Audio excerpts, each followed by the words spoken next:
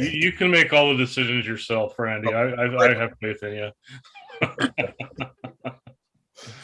Well, I'm going to be turning to you two, Kathy and Ben,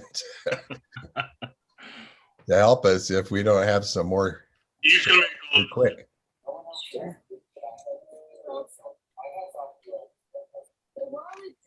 Kathy, are we expecting everybody besides Carol? No, Cindy has a funeral today for her Father-in-law. I'm going to just start letting the ones I see.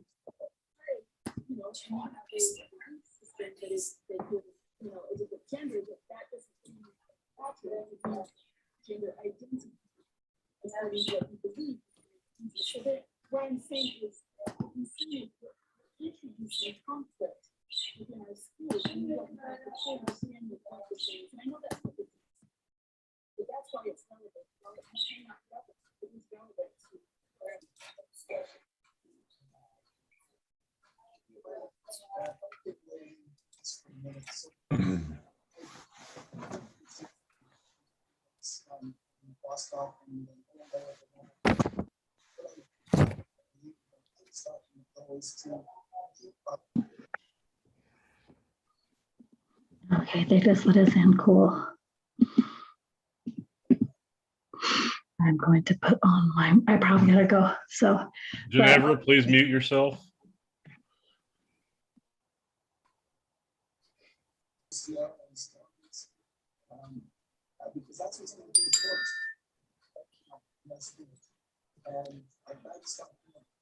Good morning, Matt. Welcome. Good morning. Good morning, everybody. Good morning, Natalie. How are you? Good. Good to see you. Good, you too. Okay. So we have everyone we're expecting from the board right now.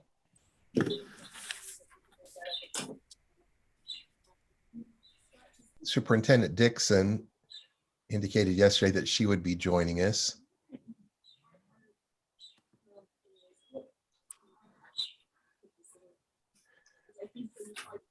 Everyone's arriving. We'll wait for just a few more seconds and then we'll get started.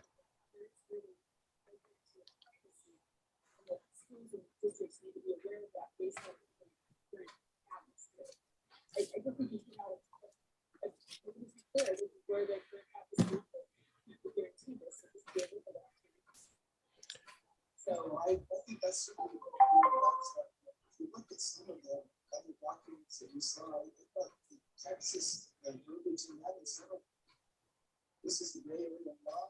It's not about guidance or less guidance. This is how the law is. Just to confirm, we are streaming now. Is that correct? Yeah, we're good to go. Good. I think we can go ahead and get started with, especially since we're doing public comment first. That's great. All right. Good morning, everyone. My name is Randy Booth. I'm the Vice Chair of the Law and Licensing Committee, and Chair Lear, who is traveling this morning, is probably going to be joining us, we hope, by telephone. But she has asked me to conduct the meeting today, and I'm happy to have the good help of our excellent staff members here at USBE who are going to make sure that we get everything right and that we accomplish the work that we have on our agenda today.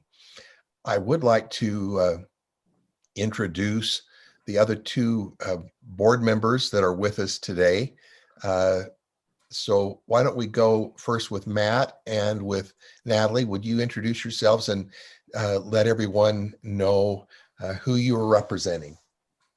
Yeah, I'm Matt Hymas. I represent District 3, which is West Valley, Magna, Tooele County, and Juab County. Happy to be here. Thank you. Thank you, Board Member Hymas. Good morning. My name is Natalie Klein. I represent District 11, which is the South Jordan, Harriman, Bluffdale, Riverton, a little bit over into Saratoga Springs and Cedar Fort area, a little bit east of I-15 into Canyons and Alpine. Thank you, Board Member Klein. And I'm Randy Booth, and I represent District 13, which is Nebo School District and Provo School District. And so we are the three members of the board who are going to be with us today. Board Member Davis is excused. And as I mentioned, our chair, Carol Lear, is en route and hopefully will be joining us via telephone very soon.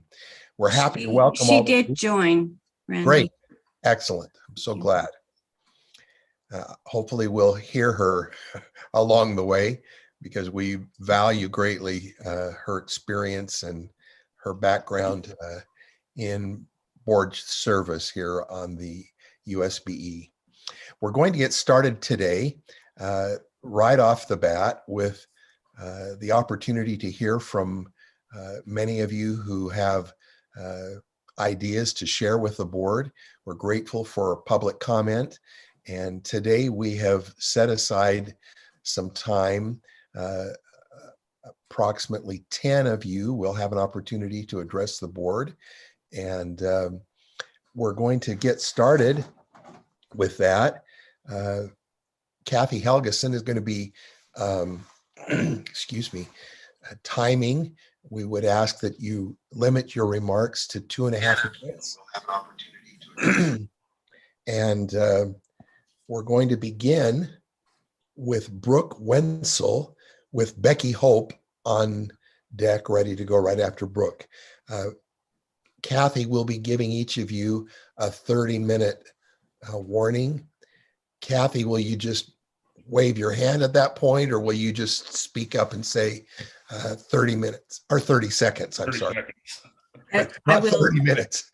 I'll just say 30 seconds in case Okay. their screen doesn't show me. Excellent. All right. Is Brooke on? I don't. Yes, I'm right here. Okay. There she is. Excellent. Okay. Brooke, go right ahead. Thank you. I'm Brooke Stevens with Utah Parents United. And I was asking my husband what I could say today, and he's not super involved, but he said two things. He said, why do you have to make an argument to get porn out of schools? My husband ran a company in California, and he was well aware that having pornographic material in the workplace made it a hostile workplace where you could get fired or sued. We don't have to make this harder than it is. If the material is graphic, explicit, pornographic, or obscene, it's not fitting for a public school library. Most people who view the content on stoputahporn.com immediately understand that it's not appropriate for children. There's plenty of research documenting the addictive and harmful nature of porn, including an increase in violent behavior, depression, anxiety, and increased risk of pregnancy and STIs. I shouldn't really need to discuss this because we live in a state that already declared porn a health crisis in 2016. If porn is a health crisis, let's remove it from public school libraries. Maybe some are hesitant to remove porn because they think that porn helps kids develop sexually, but the opposite is true. One Time magazine article entitled Porn and the Threat to Virility says that a growing number of young men are convinced that their sexual responses have been sabotaged because their brains were virtually marinated in porn when they were adolescents. Despite attraction, one man said he simply couldn't get the necessary hydraulics going. We've got the ED billboards all along the I-15. Let's prepare our youth for real sexual health and connection in adulthood by removing porn from our libraries. Defining obscenity isn't hard. Community standards already exist. Utah law defines pornography. Law enforcement can also share the factors they use to define obscenity, and we could follow the movie rating system as well. It covers profanity, drug use, including smoking, and sexually oriented nudity. The second point my husband made was that there's no procedure to get a book in, but there is one to get one out. That's completely backwards, and no amount of excuses can justify what's in our libraries. Once a book's harmful nature is brought to light, it should be immediately removed and a review commenced. Those who continue to provide obscene material should face professional discipline. Schools must properly vet material and exercise due diligence in their selection of library materials. The mental, emotional, sexual, and interpersonal health is involved. Okay. Thank you. Yes. Because that's because it's not shows. Randy, you're on mute. I'm sorry. I did thank Brooke for her comments. I appreciate that very much. And we will now go on to Becky Hope with Mindy Burt on. Okay, can you hear me? Yes, we can hear you just great. Thank you, Becky. All right, great. Thank you. Good morning, committee. I wanted to address the pornographic books in libraries as well, and I also agree with everything Brooke had to say just now. I'd like to talk about the Utah Code 76-10-1204, which is distributing pornographic material and the penalties. It states in there a person is guilty of distributing pornographic material when the person knowingly possesses any pornographic material with intent to distribute or exhibit it to others. Thanks to the hard work and the grueling hours of many Utah parents sifting through the smut and the filth, many school administrators and librarians throughout our state are completely aware of pornographic books in their libraries. They now know, or they have access to the exact book titles, pages with the porn on it, and schools where these books physically reside. These books contain graphic descriptions and pictures of rape, pedophilia, incest, gratuitous sex, sex between teenagers and bestiality, male and female genitalia, and so on. I emailed each of the committee members a very long descriptive Google Docs list of over 100 books, over 100, found in Murray schools alone. I hope you guys had a chance to look through that so you can understand the pornographic waste that has zero educational value that is currently available to our children. These pornographic images and descriptions are devastating and destructive to our children's minds and to their spirits. In Utah Code, I mentioned earlier, it states an offense under this section committed by a person 18 years or older is a third-degree felony. What good is law if we don't follow the law and use the law? Those in charge who now know about these books and do not remove them immediately should be held accountable according to this law. We should not have to beg or plead or go through a long drawn-out book review process for these disgusting, Sorry, 30 harmful, seconds. thank you, uneducational books to be taken out of our children's public school libraries. I don't feel like, just as Brooke said, the books can get in pretty fast, but then to get them out is such a process. You know what porn is. You look at the pictures. I wish I had pictures to show you and I could read you some really disgusting garbage. So hopefully you'll do the right thing and get these out immediately. Thank you, committee. Thank you very much, Becky. We appreciate your comments. We'll now hear from Mindy Burt with Sarah Johnson up right after Mindy. Do we have Mindy here? I'm not sure that I see Mindy or Sarah. I'm Sarah and I'm here. Great. Sarah, wonderful. Let's go with you. Thank you. All right. First of all, I do want to thank each of you for the time and effort that you give to representing the parents of Utah and the children. I'd like to start by sharing what our own federal government via the NIH states. They say the sex industry has successfully characterized any objection to pornography as being from the religious or moral perspective. They dismiss this objection as First Amendment infringements. If pornography addiction is viewed objectively, evidence indicates that it does indeed cause harm in humans. It is widely known that pornography is a leading and rapidly growing cause of marital and family breakdown, and also a root cause of violence, sexual crimes against women and children. It contributes to prostitution, it contributes to human trafficking, and it is associated with numerous negative emotional, psychological, and physical health outcomes. I know it has already been shared, the negative outcomes for children, and I'm going to skip over that. We know that there are well-documented adverse effects. So why are we allowing materials to be disseminated to our children at school. You don't believe me? Well, I actually asked my son to go on a secret educational and experimental mission for me, and I gave him a list of books. And he went into his school, he checked out one of the books on my naughty list with no problem at all. I'd like to actually read an excerpt from a book that is at my son's school right now in Davis County. Please, I want to give you a warning. Please cover sensitive ears because this passage is very graphic from The Perks of Being a Wallflower. And I quote, this is what our children are reading, by the way, and they have complete access to. Pretty soon he took off her bra and started to kiss her breasts. And then he put his hand down her pants and she started moaning.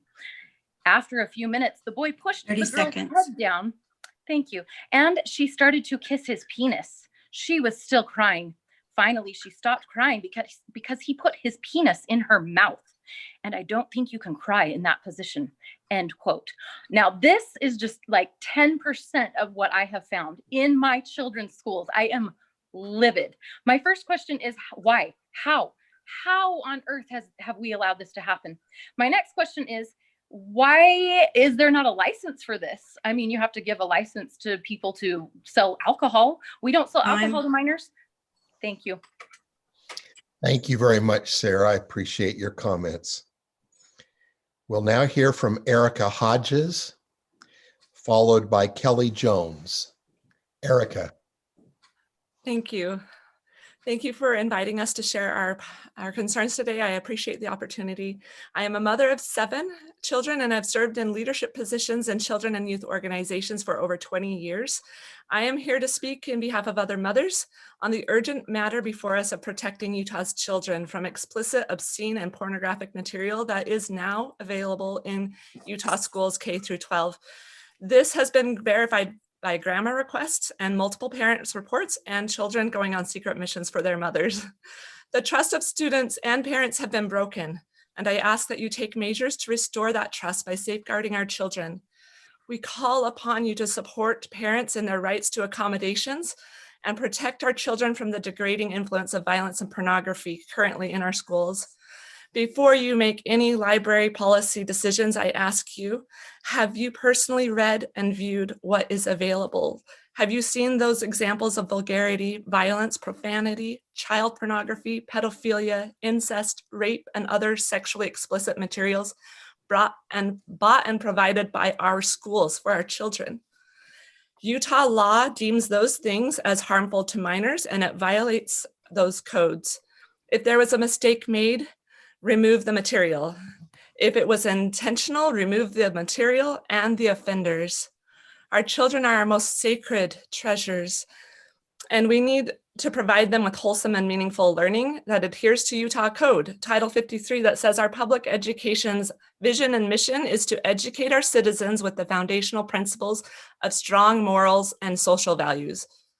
You have a great stewardship setting guidelines for students in Utah.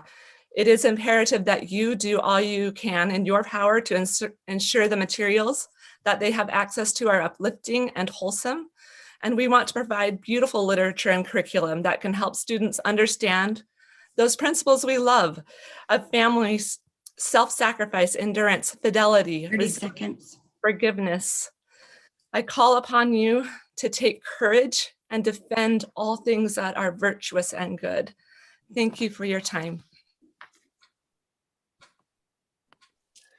Thank you very much, Erica. We appreciate your comment. We'll now hear from Kelly Jones. Kelly. Thank you. Hi, good morning. I'm here today to ask you to let our students have autonomy in determining their elective reading. The ability and the skills needed to walk through a library and select a book are skills that they will carry with them. So whether they pick up a book and feel it's not what they want to read and decide to move on to something else, or whether they decide to check it out and it engages them, the act of being able to select age-appropriate vetted reading material, especially in secondary schools, is a freedom to explore and expand understanding that our students deserve to have in their elective voluntary reading. Too much oversight here squelches exploration and diminishes their engagement. Our school librarians who are certified media specialists. They are professionals, and we are not giving them the respect that they deserve. If the issue is that the process does not include a way for people who do not belong to the school community to challenge a book, not even a school board member, why would you immediately pull a book in complete defiance of the process because of that? That is giving more power to someone who doesn't even have kids at the school than to parents who have kids and would want them to go through the challenge process. It's important that we allow parents to select options for their child and not for every child. One of the greatest tenets of librarianship is that you serve every member of your population. Brighton High's librarian said, "I know for a fact that there are transgender children at my school, so I'm going to have books about transgender issues in my library." Bates says she is stunned that the school district chose to remove books from shelves without an actual challenge. "I'm appalled," she said. "I guess I assumed it was possible, which is why we prepare for something like this. I don't think as a librarian you ever expect it. You don't expect people to go against their own policies, for one thing, but access to information is such a universally bipartisan 30 concept." seconds. In Virginia, parents there led an effort to burn books, creating an event where they planned a bonfire in the Board of Education parking lot and invited parents, saying, "We will burn every last one of them that you bring." Is this where we are heading in Utah? The image is horrifying, and yet the equivalent is before you now. The final ask I have for you is to consider that board members in charge of making these book challenges was heard on a Utah Parents United video last week on YouTube, encouraging parents to circumvent the policies of their local and state school boards. "Don't work within the policies of your local boards," she said. "Go straight to the legislature." This concerns me. I hope it will concern you as well. And I ask you, thank you, to stand up to these book bullies. Thank you very much, Kelly. We appreciate your joining us today. Thank you. We'll now hear from Nicole Mason. Nicole? Good morning. I'm the board president of Utah Parents United. We have emailed a formal statement, and I would invite you to check that, but I would like to draw your attention to 2 points in that statement. First, on Monday, Robert Gerke of the Salt Lake Tribune published an article in the Salt Lake Tribune that says, "Some of the objections Utah Parents United has raised probably have merit." I'm going to say that again for anyone back who didn't hear that. Robert Gerke in the Salt Lake Tribune substantiated our position. So I'm going to send him flowers and a Christmas card. I emailed his article to you also, so you'll have that also. You can read it in its entirety. But he further states, this is not banning books in a larger sense. The books still exist and are available elsewhere. It's not even the same as removing them from public libraries. I don't think, this is Robert Gerke, I don't think it's a radical idea to suggest that material in school libraries should be appropriate for student consumption. He goes on to say, obviously, there are books with objectionable material that even progressive, open-minded parents wouldn't want in school libraries. So I would submit to you that if Gerke is standing up with Utah Parents United on this, you may want to pause for extra reflection on this policy. Second, I would submit a statement submitted by the UEA and certain library associations lacks some context. So somewhere in these organizations, there's a sweet young budding intern that forgot to run this statement by their legal counsel, who would have explained to them that the law applies differently to minors than it does to adults. We do not let minors smoke, drink, vote, enter into legal contracts, consume pornography, and those under 16 cannot drive or get married because we recognize their brains are still developing, and we therefore regulate activities that are not age appropriate. So while developing these policies, we would ask that you prevent unregulated access to these books in school libraries. So thank you for your time, and check out the email that we sent to you that has the formal statement with policy suggestions and the Robert Gerke article. Thank you very much, Nicole. We appreciate the opportunity of hearing from you and grateful for the representation of so many parents throughout the state of Utah. Thank you. All right, we're now ready to, wanted to go back and check and see if Mindy has joined us. We missed Mindy when we were going through the list earlier. Mindy Burt, has she joined us in the meantime? Nope. All right. All right. After Nicole, we're now ready for Ginevra Prothero and then Brittany Lindsay. Ginevra. And you are muted. Okay, you said Ginevra, right? That's correct. Okay, all right, thank you. So my name is Ginevra Prothero. I go by she, her pronouns, and I love to read. My safe space has always been in the library. I took an AP literature class my senior year of high school. I graduated in 1993, which was also the year of the 40th anniversary of the book Fahrenheit 451, the dystopian novel by writer Ray Bradbury.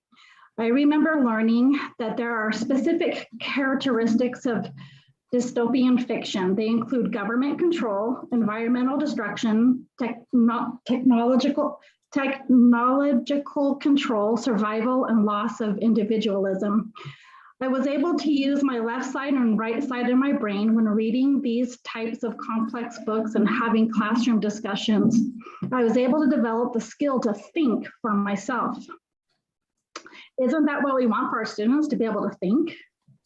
I never in my life would have thought that I would need to advocate for librarians. I trust our librarians. In Utah, our librarians are required to have their teaching license and be able to pass the Praxis 2 library media content test with a minimum passing score of 141. As a parent, I can easily find out what books my students have checked out. Parents that want to stunt their child's education and brain development by not having their children read books that may be uncomfortable should just shelter their kids at home by homeschooling them. In conclusion, I urge any of the board members that are in the committee for USBE to remove themselves if you are biased based on your religious and secular beliefs. This book banning ploy is not about books. It is about banning the LGBTQIA+ community, the Black community, and any community that are not straight, white. 30 seconds. These marginalized groups have been and continue to be survivors.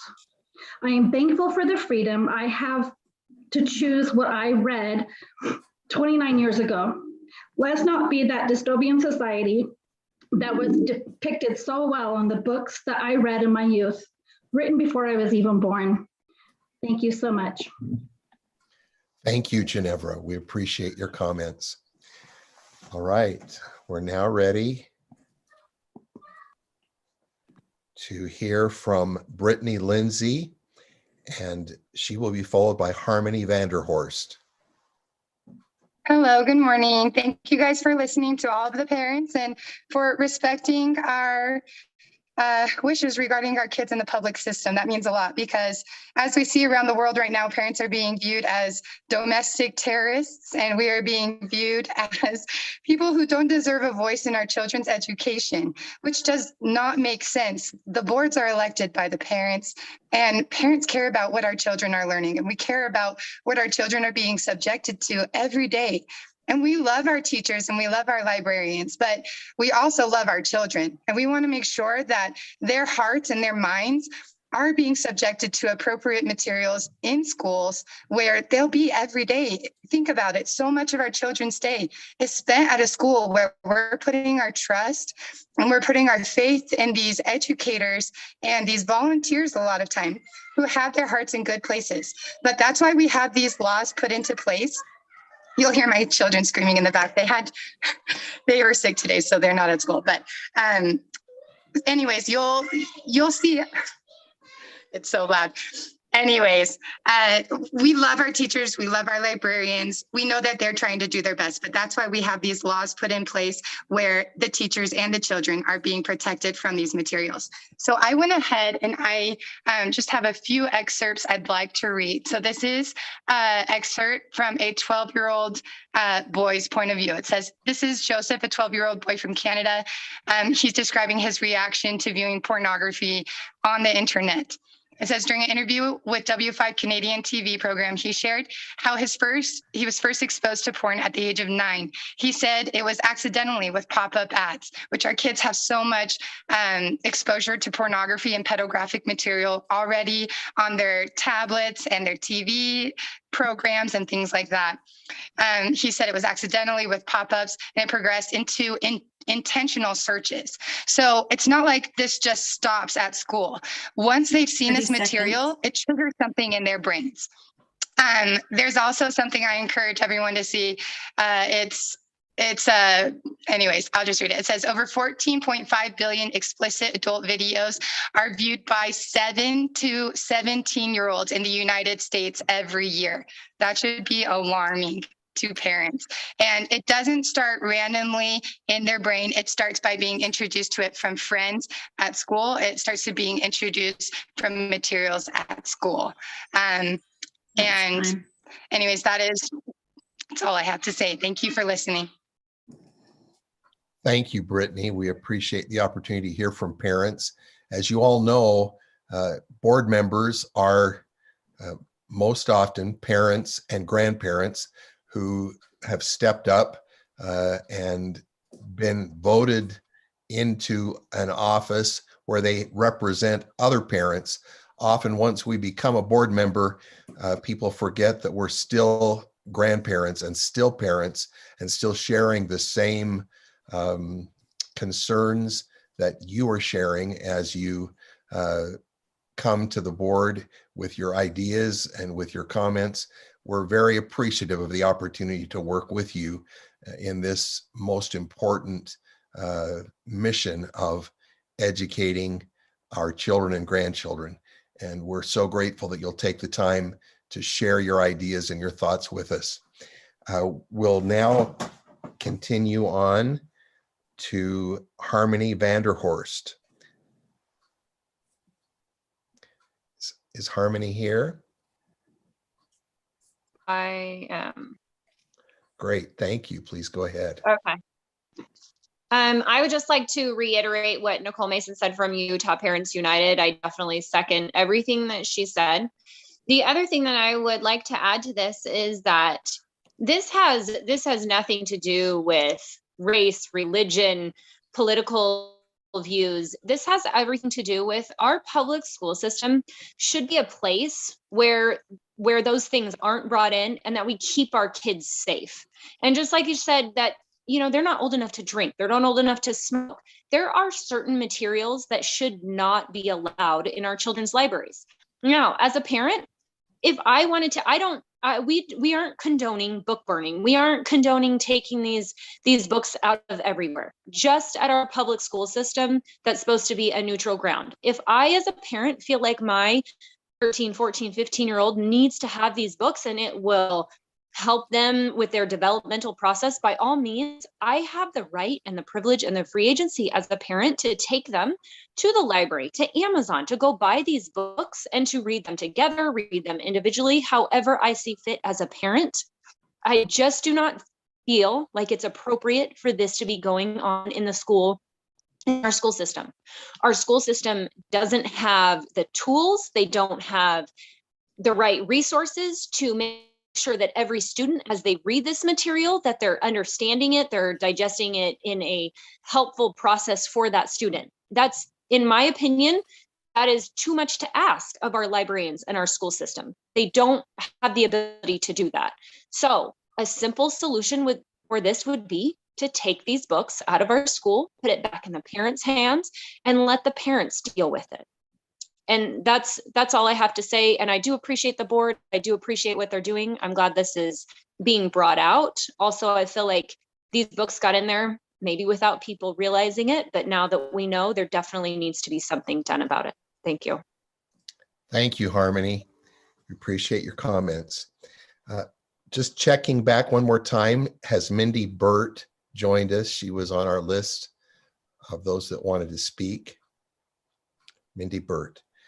All right, then we have time for one more comment, and the next on the list is Aaron Bolin. Is Aaron here?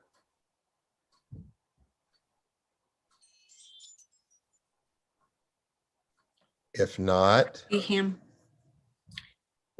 all right. How about Alexis Wheeler?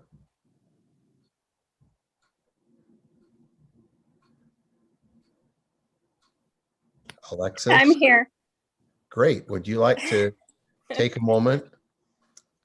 I would, yes. I'm Thank you. sorry, I'm kind of new to Zoom, so I was trying to figure out how to unmute myself. My kids would probably be able to do it in a heartbeat, but I'm sure they would. all right. So I just want to say, in 2016, the state of Utah declared pornography a public health crisis. Since that time, countless hours and dollars have been spent all across America in several other states to find a way to protect people of all ages, including children, from the harmful effects of pornography. The National Center of Sexual Exploitation has said children are at greatest risk as research shows such exposure affects their developing brains and shapes their sexual templates. My husband and I are parents of 5 children that are currently in Utah schools and 3 that will be going in the coming years. We've tried everything we can think of to help facilitate their education, to assist their teachers, their librarians. Unfortunately, it feels like the states have now given up on educating our children, and rather they're indoctrinating our kids. We as parents are rising up to protect them. We have been labeled domestic terrorists for doing so. But really, I mean, with everything that we do on a daily basis online, you know, there's laws against pornography. You know, you can't go into an adult bookstore or an adult video store without being an adult. But we have allowed this material to be brought into our school libraries where it's readily accessible to our students. They don't even have to ask for it. It's just there. They can pick it up off the shelf unknowingly. And then, you know, just like previous commenters have said, they can open it up and not even know what's in it. But once they've opened it up and started to read it, it affects their brain, and it causes a cocaine-like effect on our children's developing brains. And then they just want more and more and more. As board members, we urge you to protect our children. As elected officials, you must abide by the voices of your constituents. These books have absolutely no place in our public schools. There are countless laws on the books that protect children for pornographic material online. Why are we then so hesitant to pass laws that will protect them from the same material in their school libraries? Books are meant to be a beautiful escape. Let us cultivate our children's minds and imaginations with wholesome, creative literature. Thank you. Thank you very much. We appreciate the opportunity to hear from you. And that concludes our public comment for today. As you know, later on in this meeting, we will be looking forward to a discussion, but we have quite a few important agenda items that we will be taking care of now as we progress through the agenda that has been published to the public. Thanks again to all of those who have joined us with public comment, and we do value and appreciate so much your taking time to carefully articulate those feelings and ideas and thoughts that we should be considering in our deliberations regarding libraries and books. We look forward to that discussion and appreciate your being here today. We're now going to proceed with a number of action items. The first one, 3.1, is an action item regarding R277-406, early learning and benchmark assessments. It's an amendment and a continuation. Ben Rasmussen, can I invite you to walk us through this? Thank you, Chair. Ben Rasmussen, Director of Law and Professional Practices. The first rule we have for you today is our Early Learning Program and Benchmark Assessments rule. As you said, staff has asked us to bring this rule forward and make a few adjustments to the rule to update terminology, that kind of thing. And we've also done a number of technical corrections as far as the language in the rule. Looking through it, I don't think there was a lot of major substantive change, just mainly a lot of cleanup and a lot of updates to the terminology. So we would be happy to answer any questions you have. Sarah Whipke is here and can answer questions you have about this program and this rule. Are there any questions from board members?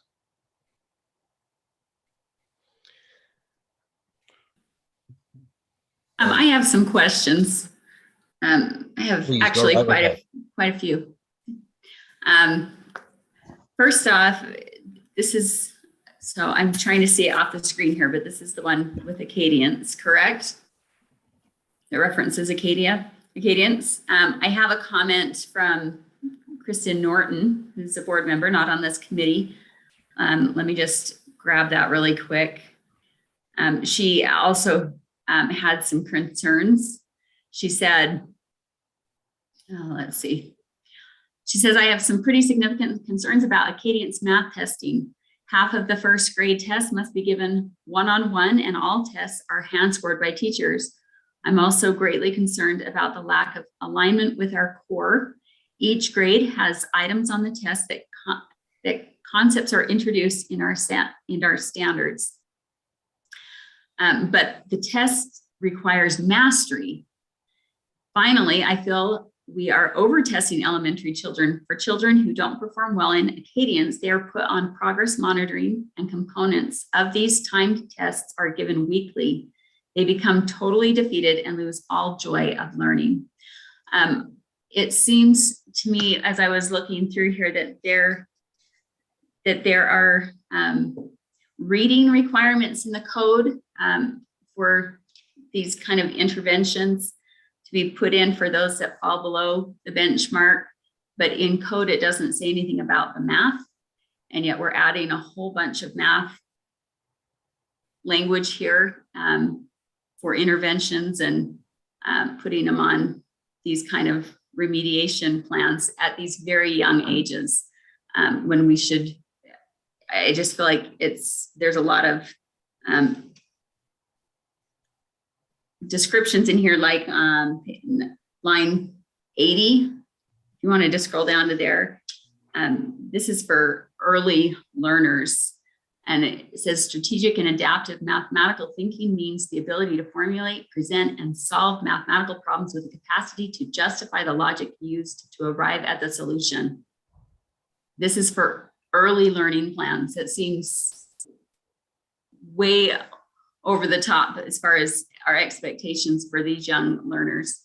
So I don't know if you want to answer or, to some of these before I put maybe forward some motions for amending.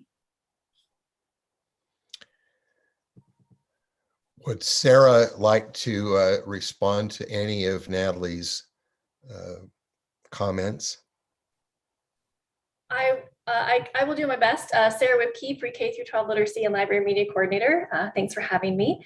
As far as one of the concerns that I know was voiced was around the specific intervention piece. And one of the changes in this board rule was to actually make sure that those who are struggling with those math concepts are receiving intervention. So the wording is just a little different. It says similar to reading. And so maybe that's why it was seen as not being in there. But we wanted to have those same requirements as making sure that our students receive intervention if they are in need in reading and in math. So I apologize if that was unclear within the board rule. And then I know Jennifer has her hand up probably to speak towards math. So I'm going to hand it over to her.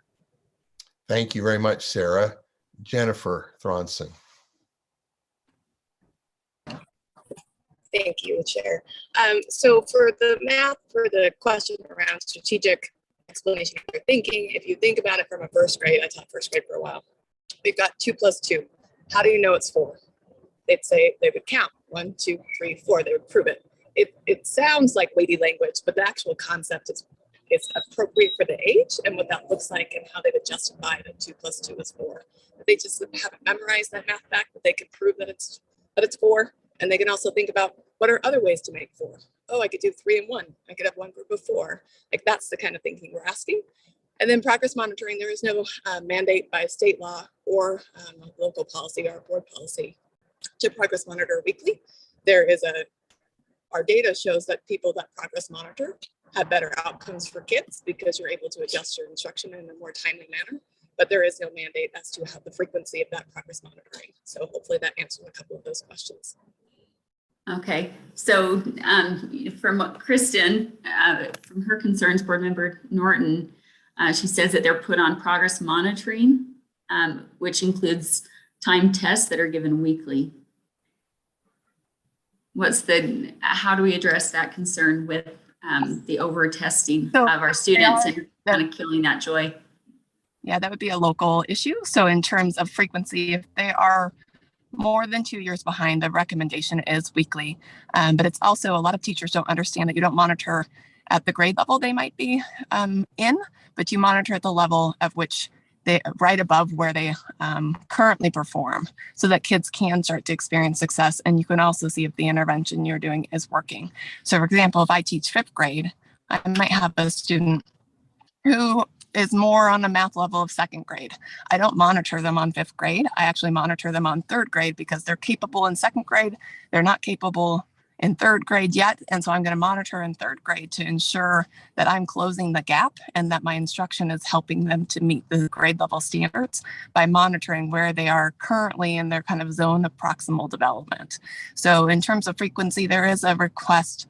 The vendor would tell you weekly allows you to make quicker decisions on whether instruction is working, but there's also probably a training element for teachers to realize you don't monitor when kids are so far behind on grade level where that defeatedness can come, because of course they're 3 grade levels behind.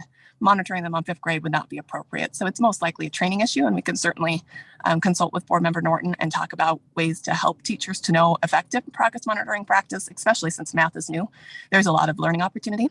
We have some professional learning modules coming out probably next month or January to help teachers to know how to use the data, how to effectively progress monitor it at the appropriate level. That will be released here shortly, but as this is new, there's probably some practices out there that teachers are trying to do the best that they can, but aren't always the most effective way to monitor student progress. Thank you very much. Now we have a comment or a question from Chair Carol Lear, who's joining us from the road. Carol. Thank you. Can you hear me all right? I can hear you just great. Thank you. Great. And I was listening to all the public comments, but I wasn't initially able to unmute myself. Anyway, my question for Jennifer Thronson is if the monitoring that was concerning Kristen, I got the same email as Natalie did. If that monitoring, that exact process to help those students that maybe Kristen's concerned about, maybe Natalie's concerned about, is that a locally driven process or decision?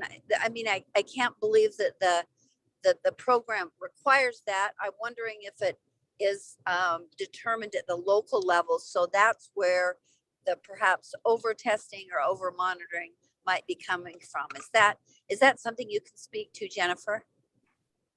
Yes, absolutely. Chair, is it okay if I respond? Please do. Thank you. Thanks. Yes. So right now there's no code or rule that requires a frequency of progress monitoring. So it is a local issue. If they feel like it's too much progress monitoring or ineffective progress monitoring, it should be addressed at the local level. And we can certainly connect with board member Norton and work with whatever LEA this might be. The biggest thing is progress monitoring does have an effect on student learning. So it is an effective practice. When we look at districts and charters that are progress monitoring at frequency, and we actually see greater student outcomes in those LEAs than for LEAs who aren't progress monitoring. To be able to know where a student is and be able to adjust your instruction, it's critically important. And it's proven to be more effective in our state when people do progress monitor. But again, there's a lot of nuances to progress monitoring, when to progress monitor, how often, and what level to progress monitor on. Thank you. Thanks. That helps me a lot. Thank you, Jennifer. Did you have another comment? Your hand is still up. No, I don't think so. I don't. All Thank right. you. Great. Terrific. Natalie, did you have a follow-up? Yes, I have a few motions that I'd like to make on this. If that's okay.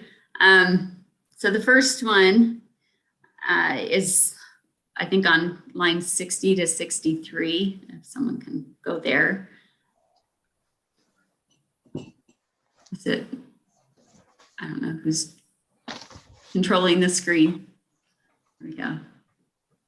Okay, so plan, where it says plan meeting, means the early learning plan. I feel like it would be better to keep in the name of the plan what it actually is. So I'd like to make the motion to amend the rule to say, or the definition, plan means the early reading and math learning plan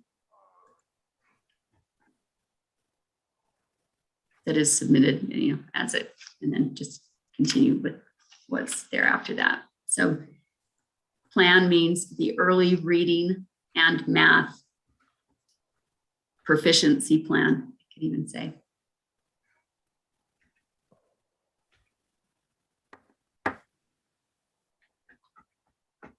Proficiency learning plan.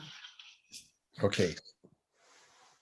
So plan means the early reading and mathematics proficiency learning plan required in the early learning program that is submitted. Okay. Sarah, please make your comment. Yes, thank you, Sarah Whipke. As far as my comment, it was just that that change was specifically to align with code.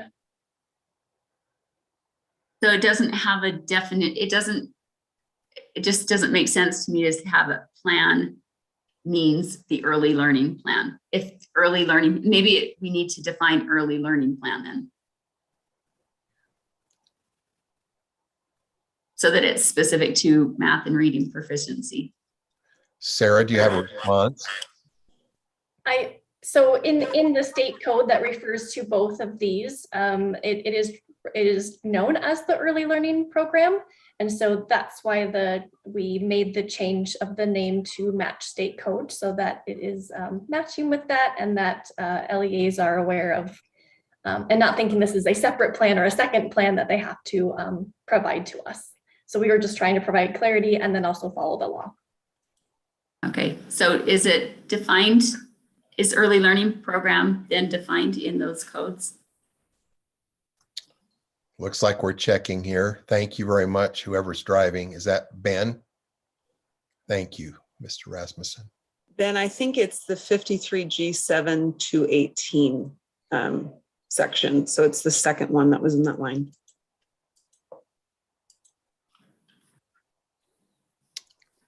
We appreciate so much those of you who are on top of code and helping us sort through this. If I may, Chair. Please go ahead. Well, it looks like in this code, it kind of breaks down the early learning plan to include literacy and mathematics, as you can see there. Okay. Okay, great. All right. I withdraw my motion. All right. Thank you, Natalie. And Chair Lear. And never mind, if Natalie withdrew the motion, I was going to ask if the definitions stay consistent with what the law says. So as long as it's consistent and it's clear to people what we're talking about, then I'm good with that. So I don't have an additional comment. Thank you. Thank you. So my question is, as you read this now, as it is in the original form, is it clear to people? Or if we were reading this as a teacher, as an administrator, does it say what it needs to say? those of you that know what it needs to say clearly, do you feel that this is where we should land for clarity? Yes, if I may, the LEAs refer to it as the early learning plan. So I believe it would be very clear to our stakeholders. Okay. I'm a little bit concerned with the plan means the early learning plan required in the early learning program. So it kind of feels like it's the program and the plan are a couple of things that seem somewhat redundant, or for those of us that are less conversant in the terminology, it seems like a roundabout way of being clear. I'm not sure exactly if there's what the solution would be. Let's hear first of all from Board Member Klein, and then from Jennifer Thronson. Board Member Klein.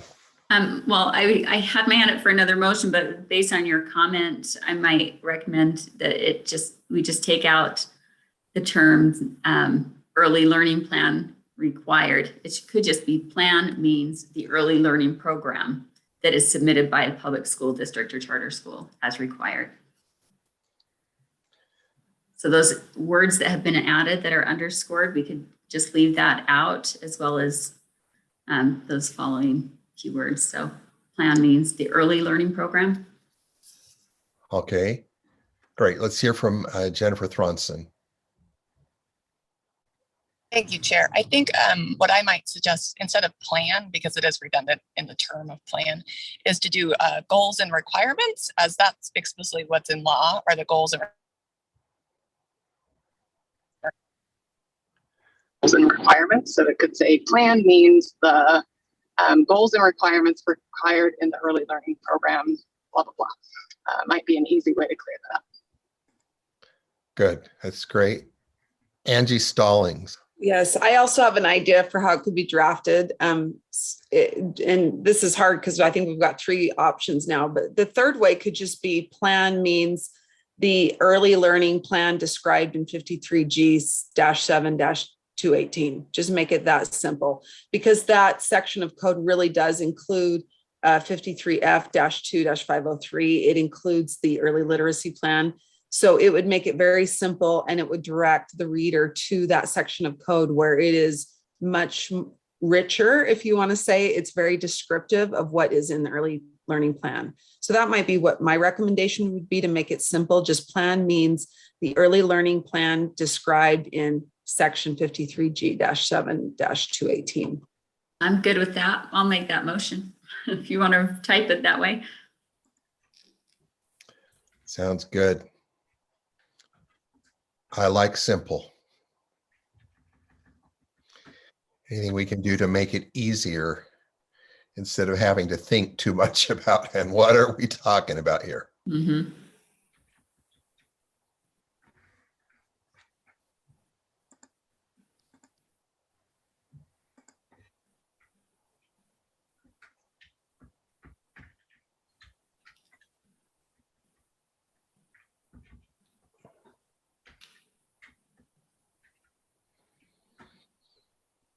Oh, hello. And Ben, I would probably keep early learning on there, because that is the title of the section of code, is establishment of early learning plan. But then, yes, you've got everything else. Correct. That looks great. Oh, that is nice. Yeah. That's great. Board Member Klein, would you like to make a motion? I move that the board amend, what rule is this? Rule R277-406, line, or I don't know, section 7, to say plan means the early learning plan described in section 53G-7-218. And then however we end that to vote. So or move to the board for a second and would final you like reading. to speak to the motion? Nope. Do any other of our board members have any comments or questions? The motion is, what is the motion? I know you just said that, Natalie. It was said very well. Board Member Booth, I could help. The motion is that the board or that the committee amends R277-406 draft 1, lines 60 through 63 to read as follows. Boy, that was beautiful. Thank you very much. So we have our motion. Do we have a second? We don't need a second in committee. Thank you very much. Let's then call for a vote.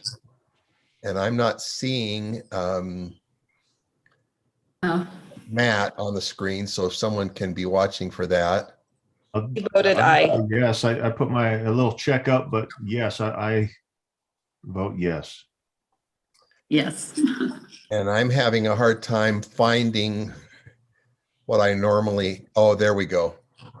Okay, so it appears that we're unanimous. Great. Okay. Now, where do we need to go from here? We've got Another that. motion. You have another one? I do.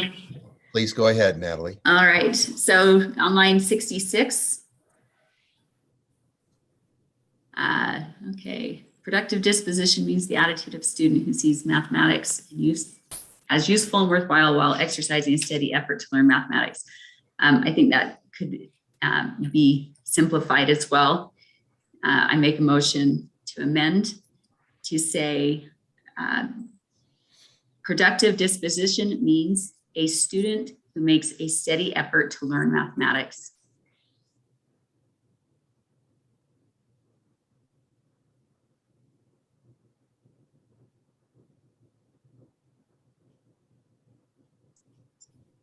A student who makes a steady effort to learn mathematics.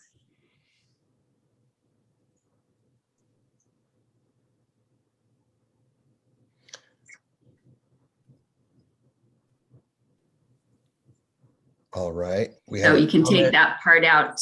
So, yeah, there we go. Let's see. Student.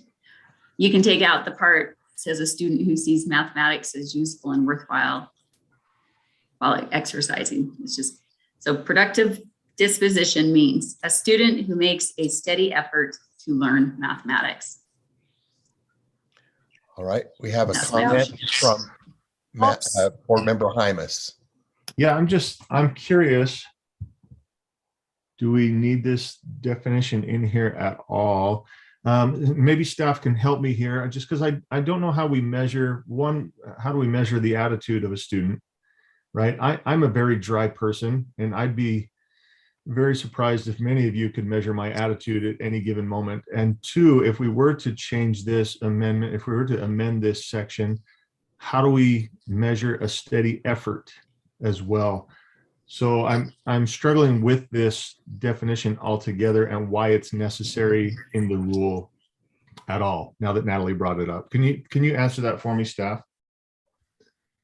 Yes, absolutely. Sarah Wibke here again. The specific definitions that you're seeing, like procedural fluency and productive disposition, they are in code. And so that's why they need to be defined in board rule because they're coming from code. So I hope that helps to answer your question, Board Member Hymas. Is the code referenced?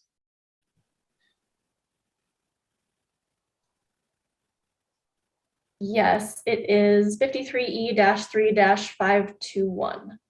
I don't see that on here. Was it there before we amended? In part, it's the first section where it's talking about the Utah Constitution articles and the different subsections that this rule applies to, and it is in line 11.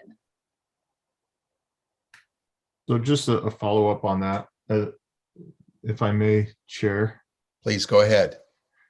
So when we look at, and I don't mean for you to hop all over the place, Ben. I'm just looking at it in the context of the rule on line 53.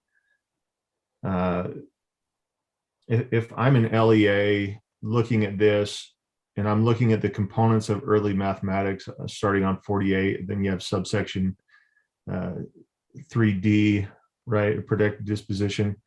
Is this something that again, it's hard to be measured. I get that it's in there. I don't know. I wonder if it's in there because it's in rule, or if there's something the LEAs actually have to do.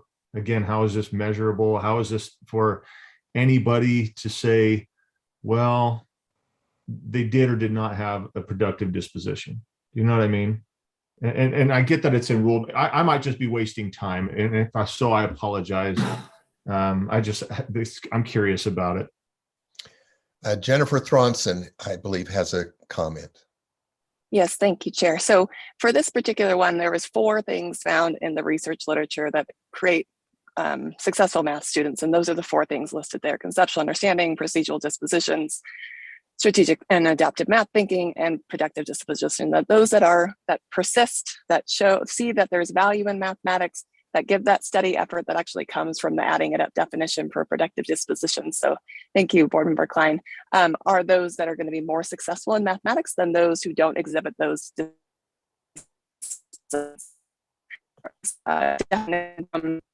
adding it up to the Research Council for Mathematics report back in the 90s, I think it was, maybe the early 2000s, that define productive dispositions. And if we want to use that, we can. We were just trying to help our LEAs know what those things mean by giving those definitions in this rule. It's been very helpful as they've had to write their plans on how they're addressing those 4 components, as those are in the code. And so it was our way of supporting them and knowing what that actually means. I appreciate that, Jennifer. Sorry, Chair, if I may. I appreciate that.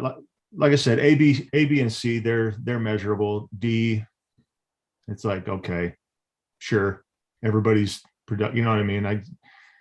Yeah. Anyway, that's it. Sorry, Chair. I'm going to mute and sit back. Jennifer, please.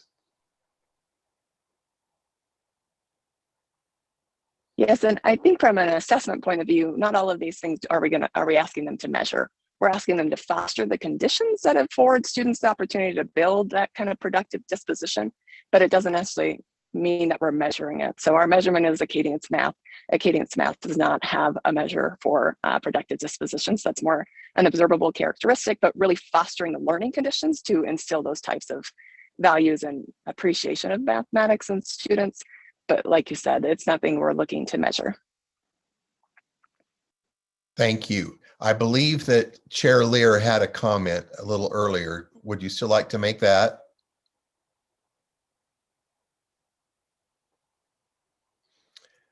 She may have reached a patch in her travels where we're not connecting.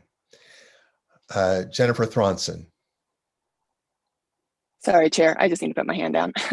Okay, great. Carol is back. Carol, did you have a comment that you wanted to make a little earlier?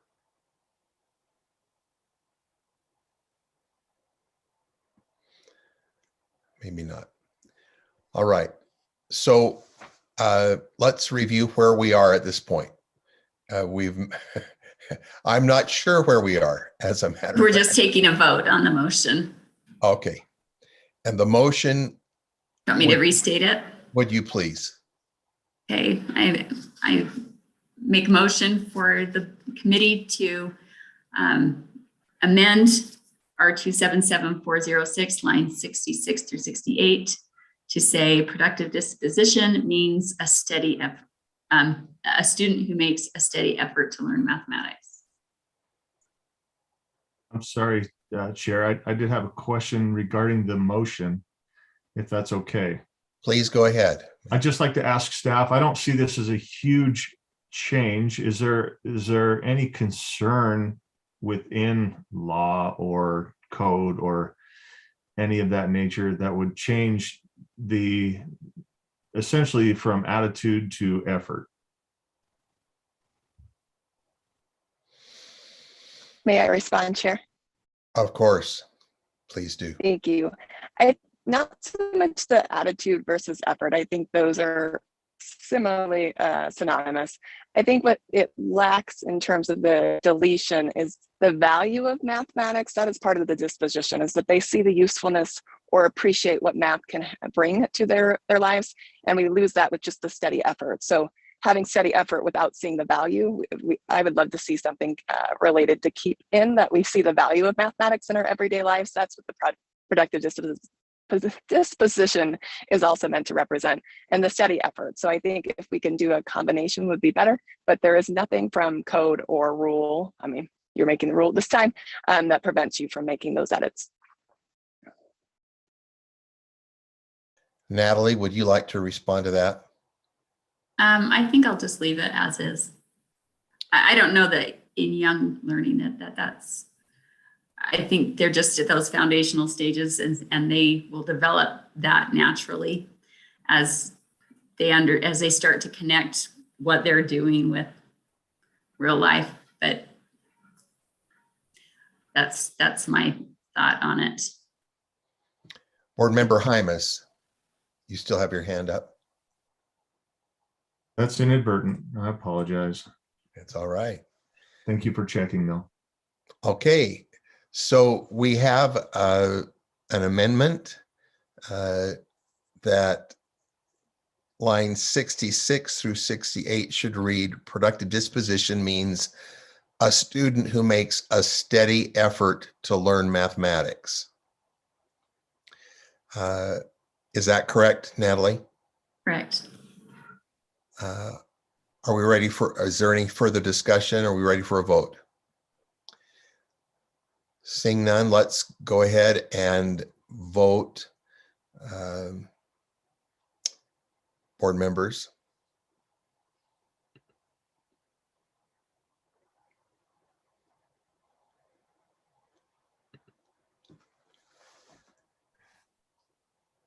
Carol, do you have a vote?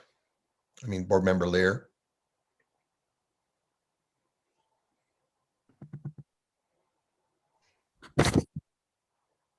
Possibly not. So I'm seeing 2 no's and 1 yes. Board Member Booth? Yes. Board Member Lear is saying that she's been trying to speak, but she feels that she might be unmuted or muted on her end, but I don't see that. So I don't know if Board Member Lear would like to reach out to Jerry or text, but she did text me that she's a yes. I don't know that that's sufficient because I know generally you want the board member to hear, but she did say yes to me in text. That would make it a tie. Would that pass with a tie, or would it still fail? So we have just 4 board members in today. That's right. Right. Yeah. So it's 2-2. So no, it would not pass. Okay, so we're back to productive disposition means the attitude of a student who sees mathematics as useful and worthwhile while exercising a steady effort to learn mathematics. Other amendments? Yes, Natalie. Okay, on line 70 and 71 and 72, they've added in or well below. Can you explain to me the reason for that? Why is it that we can't just say scoring below or scoring well below? Why does it need to be both? Chair, may I respond? Please do. Yes, I'm so glad you asked that. So within Acadience Reading and Acadience Math, there are different benchmark statuses. One of them is below benchmark and one is well below benchmark. And we found that some of our stakeholders were getting confused about only providing support for students who are only below and not well below, which are actually the students who need the most support. So we wanted to make sure that all the students who are needing support are actually getting it. So we wanted to clarify that language. So that's why we added in both. So people are aware that we're meaning both when we say below.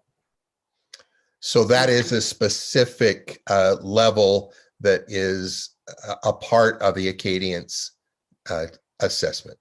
Correct. Right. Thank you. Does that answer your question, Natalie? Yes, that does. All right, so I guess we'll go to the next part unless somebody else has. Feel free to jump in. I don't want to hog, but I've got several things. I'll just keep going if you're okay. That's great. Please do. Okay. So, all right, on line 88, it says that it should be administered annually. I can almost hear it. Oh, someone's popping in. On 88, it says it should be administered annually, and then it lists 3 times a year, which is more than annually. So is there a way to fix that? I know in the code it says annually at the beginning, middle, and end. Yeah, I just can't get it to turn of year.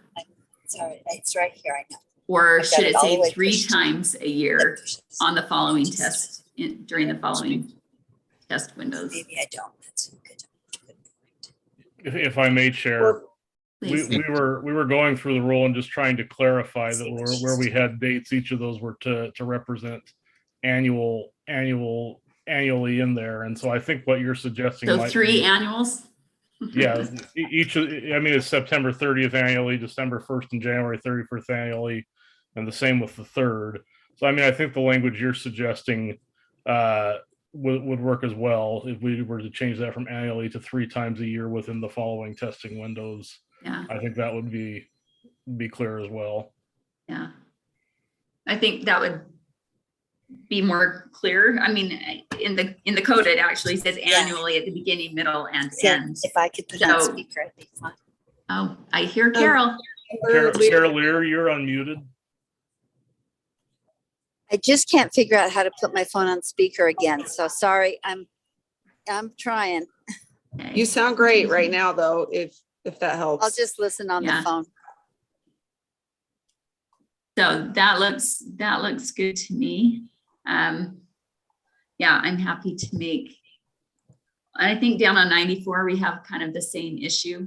I don't know if you want to deal with that separately, but annual report benchmark, as far as the reporting goes, are they supposed to make the reports 3 times a year as well? So that needs that addition to it. Should that be a separate motion? We do it all up together.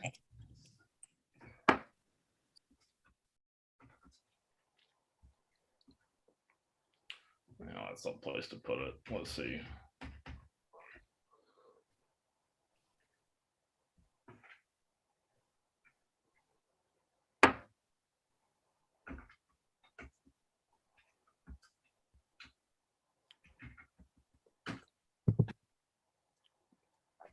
Okay. Does that do it for you, Board Member Craig?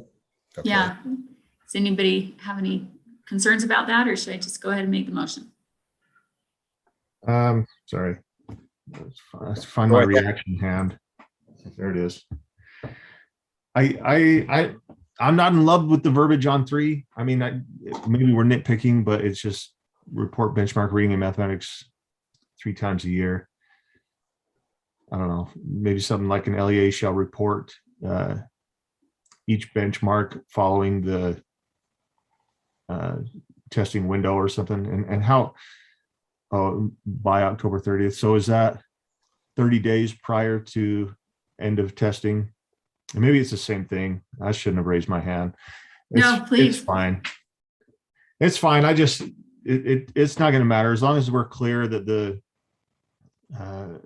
there are dates on there. That's true. So that's perfect. That works. Thank you. We appreciate your questions. We're going to. I don't know why instead of just saying February 28th, you say the last day of February, because I know that there's going to be a leap year, but the February 28th will never go away. That's true. Sorry, can we change that? Should we change it? February 28th? This is amendment by committee. Yeah. A little bit out of line with Robert's Rules of Order, but it's efficient. So if you'd like that, we could get it in there right now. Yep. Better to just make one motion once we figure out how we want it. All right. Is everyone good with that? All right. I will make the motion then, unless you have a further comment. No, please go ahead. Okay. Sorry. All right. And I do have further comment. And go ahead. Here, if I'm an LEA, and I'm highly doubtful this will happen, but if I'm reading, an LEA shall report benchmark reading and mathematics assessment results to superintendent 3 times a year by October 30th. Am I at a liberty to say, well, you didn't say which test had to be reported on October 30th? You know what I mean? I don't think our LEAs would do that. I'm just trying to, like I said, get clarity here. Do we need to have like respective tests, like the first, you know what I mean? Does that make sense? Or am I, if I'm off, I'm fine being off. I just didn't know if there's any way that this could be twisted. Well, I think, if I may, Chair, I think line 94 tells them they have to report both reading and mathematics. So I don't think that leaves a lot of room for interpretation. Maybe it just needs to take out the 3 times a year, because you've already got the dates. You have to report it by October 30th, February 28th, and June 30th. We can, yeah, that would be. Then by same argument, we would take out 3 times a year in the first section.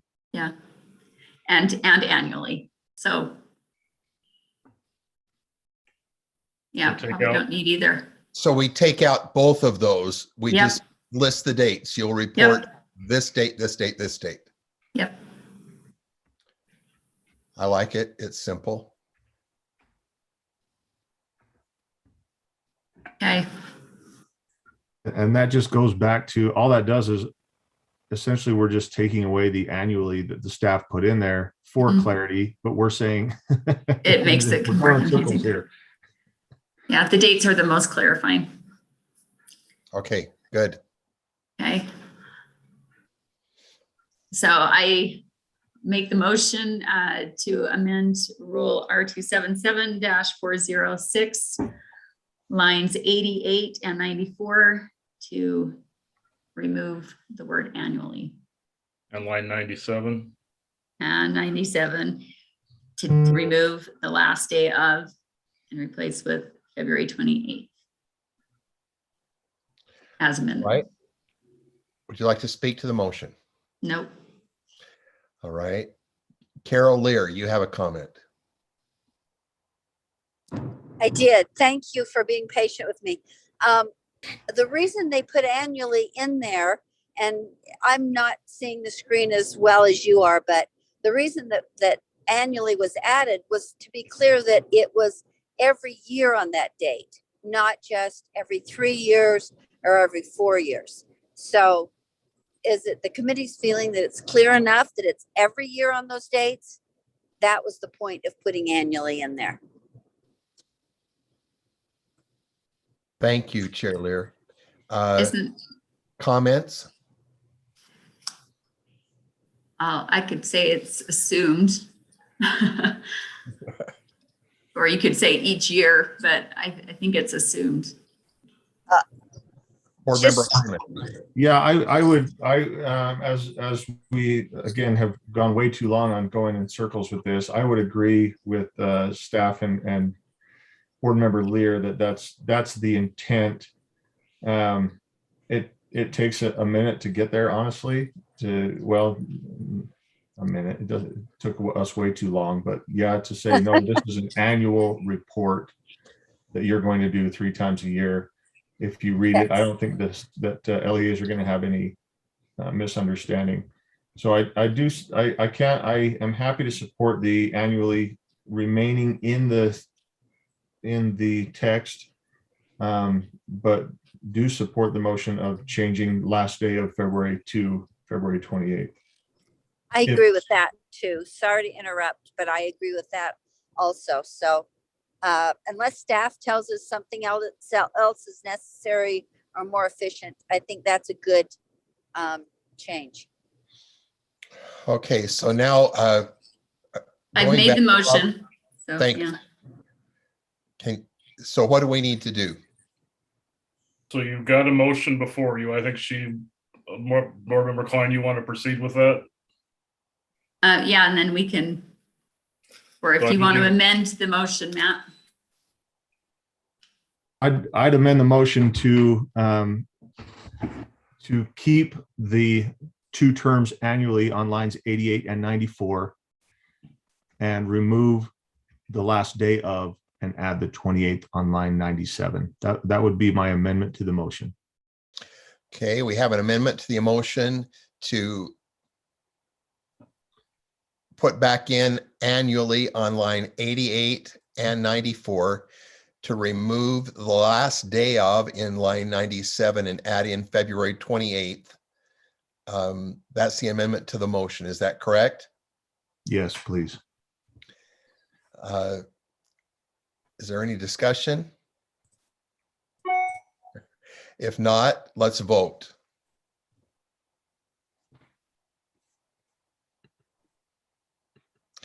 And we have 3 yeses, so that passes. Now we're going back to the original motion. Is that right? Or have we done what we needed to do on that section? Now you would vote on the motion to amend, yeah. Member Booth, Yes, please. who voted no? No one voted no. It was unanimous. Oh. So it was 4-0? Okay. All righty. So we're now going back to the motion. Amend the rule. To amend the rule. Like the So main. moved. So move. Okay, we have a motion that the committee continues and approves R277-406. Chair, Yeah. I think your motion right now is just on line 97. Okay.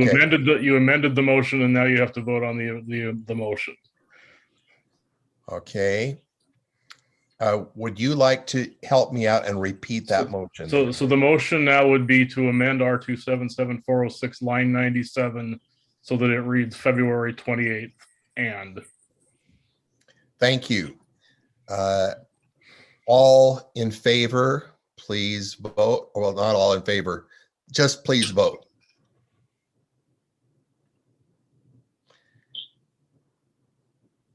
And I can't see I Matt. see 4 yeses. You're unanimous. Unanimous. Thank you very much. That it's unanimous. Let's proceed, All right, I have another one.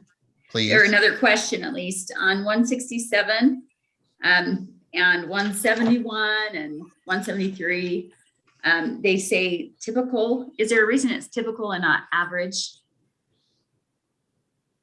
It's just, I've never heard that. Well above typical. It's usually well above average or above average.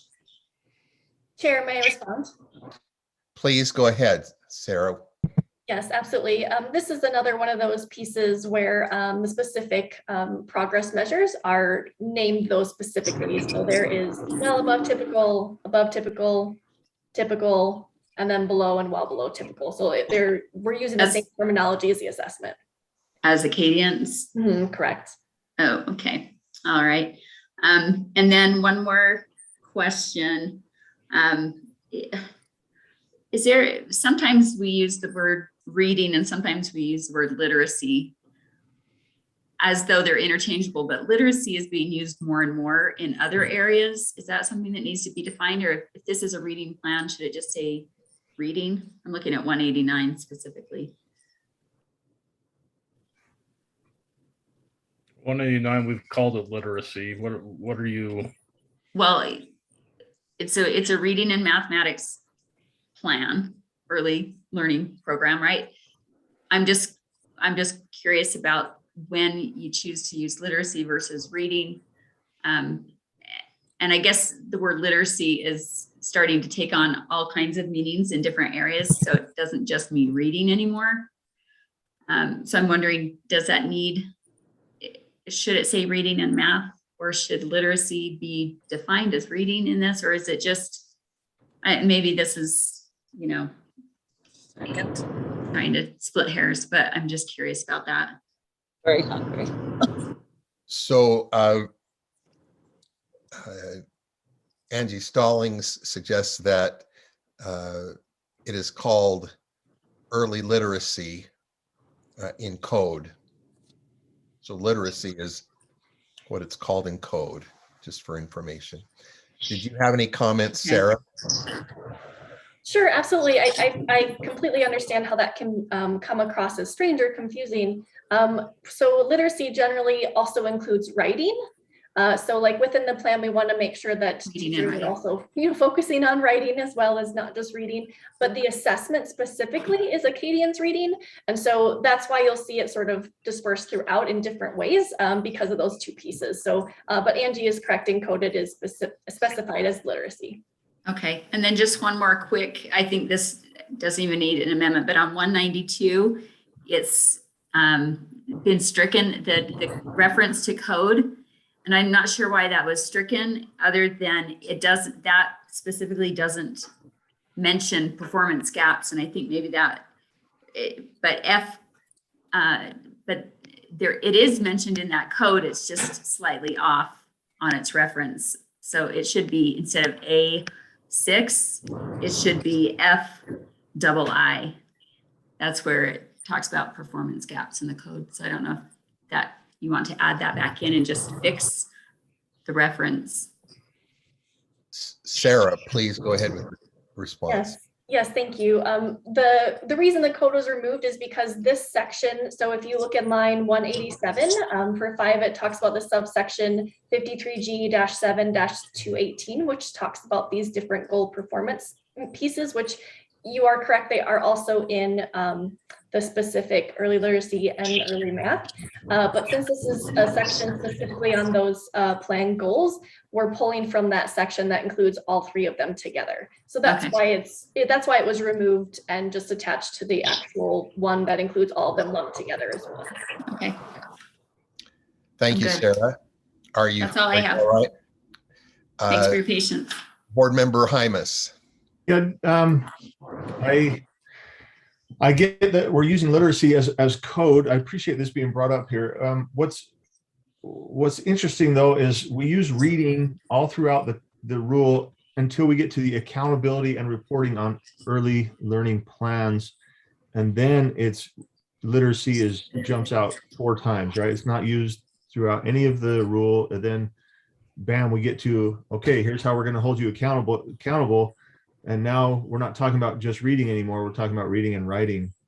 How do we address that as an LEA? I'm like, okay, what do you want here? You're telling me to worry about reading and math, and then now you're going to tell me I'm going to be held accountable for literacy. Can you speak to that for us? Or Board Chair, may I? Please do, Sarah. Yes, that's, I can see how that would be concerning. So the references above are to the actual assessment, which only assesses reading. And so that's why the term reading is used throughout that top section that's talking about the assessment and the testing windows and all of those things. On the actual plan, when they're required, there are 7 different pieces of literacy components that they are actually needing to teach, which includes reading, obviously, but also like vocabulary and writing and oral language. And so it includes all of the different pieces of literacy, which is why it then switches in the plan section of the board rule to using literacy instead of just reading, because we're making sure that teachers are following the standards and of course, teaching all the different components to literacy. But the test section is just about reading because that's the only thing assessed within that specific assessment. So I hope that helps to clarify. That does clarify a little bit. Chair, if I may, just a brief follow-up before we get to Carol. Please. Is this, in your opinion, staff, and I ask this with sincerity, do we need something in there for clarity? Or in your experience, is this clear to most LEAs? In the 6.5 years that I worked with these plans, we haven't had LEAs struggle with that specific piece. So I believe it is clear based on working with the LEAs in those 6 years. Thank you. Yeah. Thank you. Chair Lear, your comment.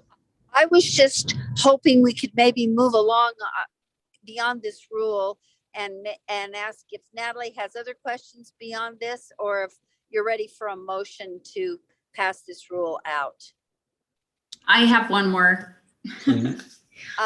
Because I feel like we're on item number 1 and we're more than halfway through the meeting. So I feel like if we're going to have even finish the rules that are assigned to us and the policies, we're going to have a problem. Thank you, Shirley. Natalie. Yeah, so on lines 104 to 106, I do have a problem with this. It says LEA shall implement parental notification requirements.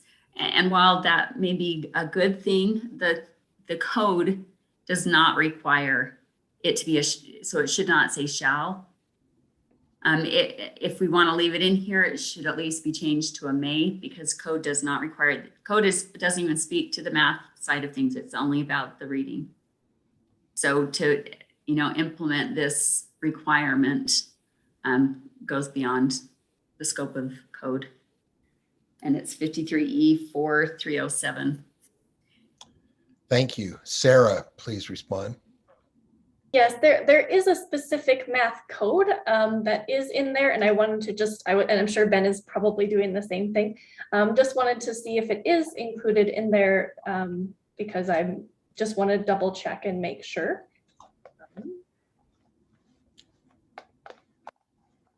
So it is not in the math code.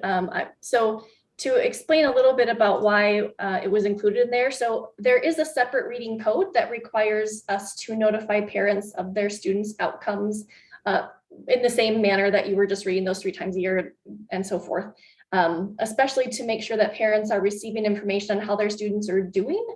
We felt like as far as parents, they should know how their students are doing, and they should know how their students, what their scores mean. And so we want to make sure that teachers are having those conversations. So without it, if we go to May, if that's where the committee feels we need to go, then know that the parents would only be notified on reading and not math. And so not knowing, thinking of you, I know Board Member Klein, you are a parent, so not sure how you would feel about that, not potentially knowing how your child is doing in math.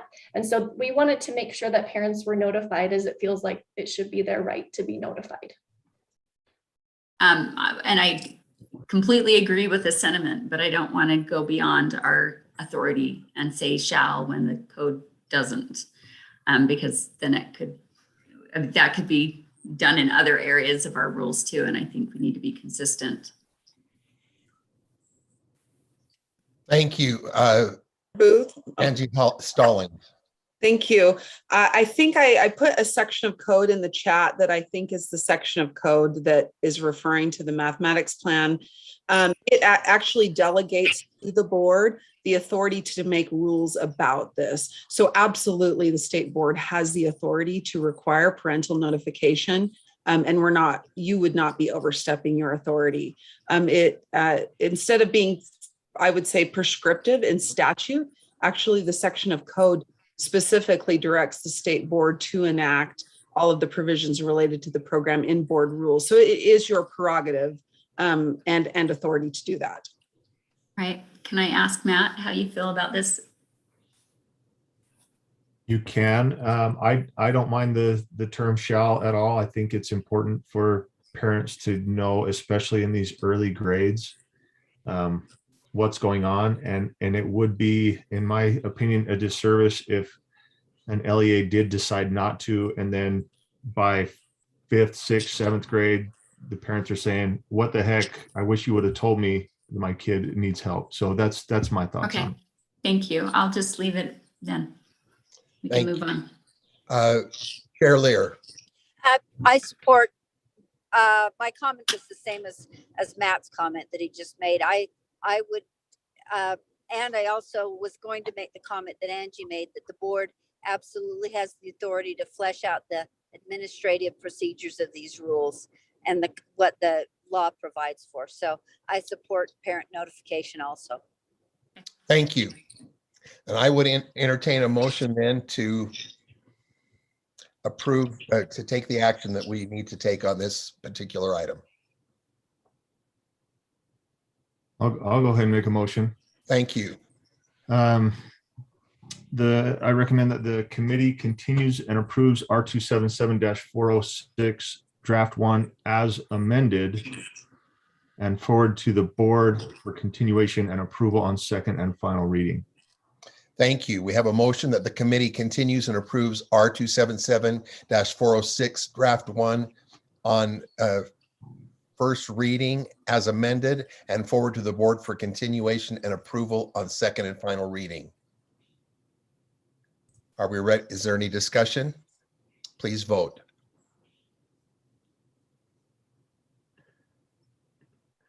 Can someone see Carol's vote? I vote aye. It keeps disappearing. Thank you. Okay, thank you very much. So that is 4 in favor. The motion passes unanimously. Thank you very much. Let's move on to 3.2. Board Member Booth, I apologize. May I interject really quickly? Of course. We had one word that it was reading that should have been math on line 105 on that last rule. So it's talking about mathematics, but then it has reading. So maybe Sarah. No, but that's correct, Angie, because we're Is it? saying that the requirements should be similar to those for reading in the previous section. Okay. Great. Are we clear then? Good. Let's move on, Mr. Rasmussen, to 3.2 R277-409. Thank you, Chair Booth. This rule is up for its 5-year review, and so staff has reviewed the rule for the kindergarten entry and exit assessment. We've done some more cleanup in here and made a few adjustments, added a couple of definitions to help out. And Sarah Wibke and Christine Elegante are the staff who can answer any questions you may have on this rule that's up for its continuation. Thank you. Are there any questions or comments from board members? Yes, Board Member Klein. Okay, so I'm looking at line 33 that says that the LEA shall administer this to each of the kindergartners. Down in 41 through 44, it looks like the exception to that rule. Should they be next to each other? They are next to each other. Well, I'm not sure I understand what you're 33. Okay, hang on. Because 33 is the general is paragraph 1 and paragraph 2 is the exception. Okay, sorry. I don't know. It was late last night when I was looking at that. It looked like they were very disjointed. Anyway, I do have another question. I'll try to be quick and get through this. Okay, lines 94 through 101, number 5 and 6. If lunch is paid, right now lunch is now all students are qualified, right, for breakfast and lunch. Isn't that what the latest is? That all students are provided lunch, and so that certain ones aren't stigmatized that would qualify for free or reduced. Am I correct on that? My question is, if we are paying for all students now, are they still having to apply for free and reduced lunch? And if so,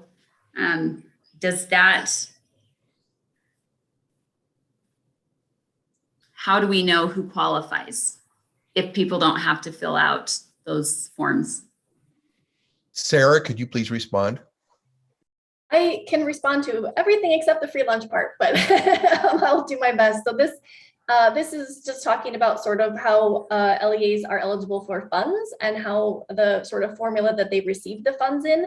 As far as who is eligible to receive the actual services, it's based on their KEEP scores. And so if they are showing that they do need support, then that's how they're sort of looked at as eligible. As far as the free and reduced, I will hand that over to someone, but I don't know who. Jennifer Thronson, if you have a comment.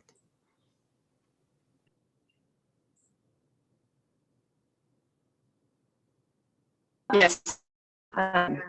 We are required to use free and reduced lunch. So this is just trying to state specifically how that's calculated. So LEAs have that transparent process, but code requires the distribution to be done on free and reduced lunch count numbers. Those are the counts that like child nutrition uses, or the distribution of funds. Charters have a different funding formula, but that's how it kind of works. So schools are still applying for, or parents can still apply for free and reduced lunch even though everybody gets free lunch? I'm sorry. Does that make sense? These parameters, yeah, no, it's a great question. Yeah, so I believe at this time we're still using 2019's free and reduced lunch numbers, not my area of expertise. So Kathleen or maybe Angie knows, but in terms of counts, that is how we use it. So how would that affect things going forward if people are no longer applying for free and reduced lunch? How would that affect this rule? If that's what they go by? Superintendent, would you like me to weigh in? I believe we've been using prior year data. Superintendent Dixon would like to weigh in here. Yes, it's a great question, Board Member Klein. Everyone getting free lunch and not having to apply is just on a current waiver through this year. So this rule would go back to when the application process comes into play again. And Dr. Thronson is correct. We've been using 2019 numbers up to this point because we still have to turn those numbers in to get reimbursement. Okay, so that is just a waiver that we're going to go back to people having to apply for it and not everybody on free lunch. Correct. At this time, the federal government has given states a waiver and a formula for calculating how we send that in. Okay. Thank you. All right. Another question, lines 904 to 101, or sorry, 94 to 101. No, sorry, that's where we were. 98 through 101. Those look redundant to me. It looks like the first two lines, the last two lines are repeating the first two lines. Am I not reading that correctly?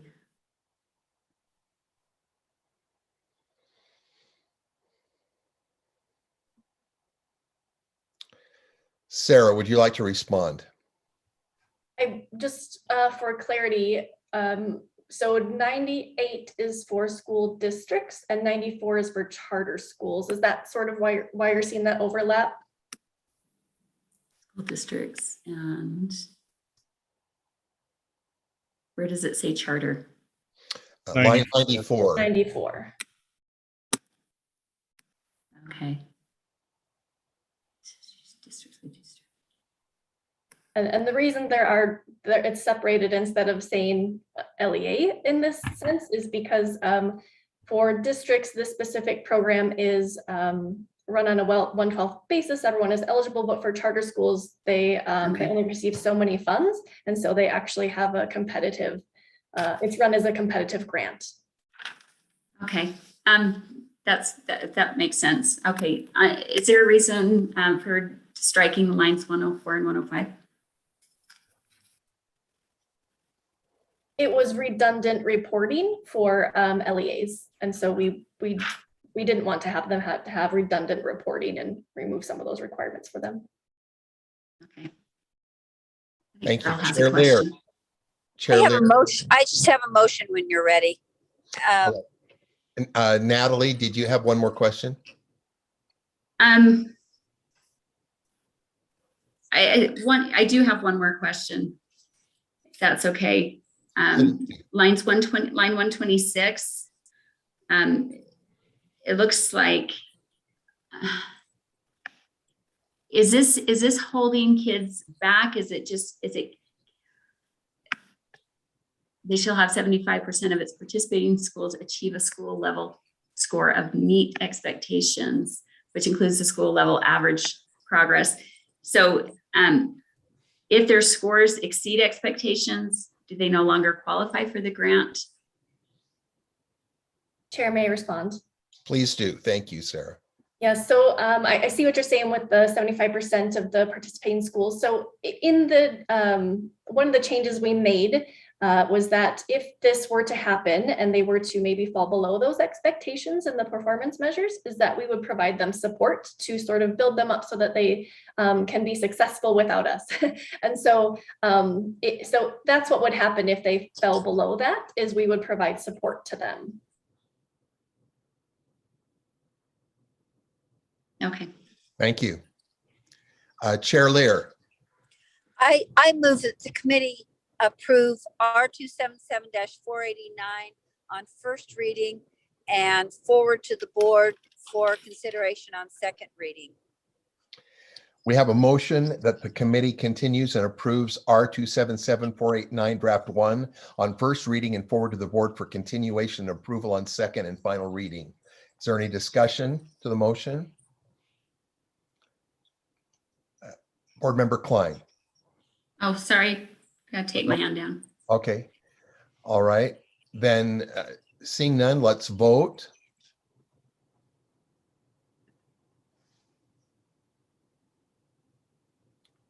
And I can't. If you can't see my vote, it's an aye. Thank you. You have 3 yes and 1 no. All right. The vote passes. The 1 no is Natalie Klein. All right, let's continue with 3.3. Board Member Booth, may we pass on to number 4 and wait a bit for Jeff to join us a little later on? Is that okay with you? Sure. Do we need Jeff on 3.4? I can cover for him on 3.4 and 3.5. Okay, great. Let's go to 3.4. Thank you. Yes. So 3.4 is discussing R277-17 high school course grading requirements. It's a rule that allows students to essentially retake courses and have their grades superseded of sorts. And there's no amendment proposing at this time. It is up for its 5-year review. And so we simply need a motion to continue at this time so that the rule continues and isn't sunset. Chair Lear. I just have a motion when you're ready. We are ready. I move that the committee continue R277-717 and forward it to the board for continuation on second reading. Thank you. The motion is that the committee continue R277-17 draft 1 on first reading and forward to the board for continuation on second and final reading. Is there any discussion to the motion? Seeing none, let's vote. And I'm an aye if you can't see my vote, Randy. Thank you very much. We're seeing it. I don't see Board Member Hymas. Can someone see that? Yes, he has voted yes. Thank you very much. That's unanimous. That motion passes. Let's move on to 3.5. Thank you, Chair. R277-733 is the adult education rule. The rule amendment itself is very simple. It simply incorporates by reference an updated copy of the policies and procedures manual. You can see right there on lines 20 through 27. Ben, if you wouldn't mind pulling up the policies and procedures manual and then moving to page 15 of that, it will show where the changes are taking place. Essentially, the substantive change to the policies and procedures manual is an update to the distribution formula for the adult education funds. And Stephanie Patton is here in the Zoom room, and she has, I believe, a short slide deck to show or describe the substantive difference between the current funding formula and how it will change if the board approves this updated manual. So, Chair, I don't know if you would like to turn the time over to Stephanie. Yes, please. Stephanie, could you make your presentation? I would be happy to. So Stephanie Patton, Adult Education State Director. Let me share my screen. Oh, it's just kidding. It's already there. Okay, so will you go to the next slide, actually? So just basic background, 20-second elevator speech about adult education. We provide 3 primary services to students. First of all, adult basic education instruction, which is any instruction below the 9th grade level. Adult secondary education, which includes a 24-credit diploma and the GED, or preparation for the GED. And then English language acquisition. So that's instruction in English, or reading, writing, speaking, and listening for multilingual learners. And those are only for students who are 16 and above and out of school. So next slide. So for purposes of the funding formula, what you really need to understand is that we have 2 separate and distinct program types that we divide all of the programs that we provide money to, funds to, into they're either community or correctional students. So really the key part of this is they're correctional if they are under the jurisdiction of the Department of Corrections. So it's not just if they're incarcerated, because we have incarcerated students who are county jail and not state inmates, and those would still be considered community programs because the correctional education funds are specifically allocated and targeted towards Utah Department of Corrections students and not just any incarcerated individual. So community is everyone besides those who are under the jurisdiction of Utah Department of Corrections. So for the proposed funding formula, we're really trying to balance competing interests, right? We want to make sure that programs are incentivized to increase the efficiency and effectiveness of the instruction that is provided to students, but also providing stability so that the programs are able to have a strong quality program, and hire qualified teachers from year to year and know that contracts can continue, right? So that there's not a lot of variability in funding. So you can see that the majority of the funding, 90% actually, is really targeted towards that stability to provide the opportunity for programs to really build a program and keep that going, right? But we are, again, trying to target so that there is some incentives, right, for programs to continue to improve their services. We're proposing that 5% of the allocation would go towards measurable skill gains. That's what the MSG stands for. And I'll talk about what those are specifically in a second. And then 2% to really push students towards that next step of post-secondary transition. And then 3%, we just call them flexibility funds, but really those funds give us at the state some flexibility to add new programs as needed. Like this year, we're actually bringing on a program in Ogden who didn't have an adult education program before. So we're really excited about that. So there might be times where we need new programs, or if there's a lot of growth in a program, then that will give us the ability to provide some additional funds to that program. And it also, if we don't see needs at the state, then programs can actually request those for one-time types of projects and initiatives that they need to continue to grow and improve their programs. So that's kind of what the flexibility would be. This is the actual wording that would be found in the policies and procedures guide. So you can see, really the measurable skill gains are defined in 34 CFR. So that's federal language. The 2% is targeted towards post-secondary institution matches, like data matches between USHE and our student information system for adult education.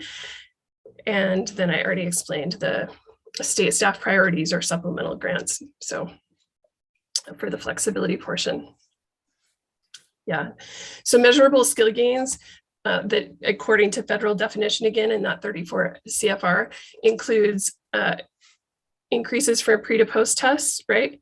So academic level gains there, or Carnegie units or credits. So 6 credits is like, because we have 24 credits, that's a year's worth of growth. So if students are progressing 6 credits in a program year, that would be a measurable skill gain. Or this very narrow, if they enroll in post-secondary education and training after exit in a very narrow period of time, that's also considered a measurable skill gain.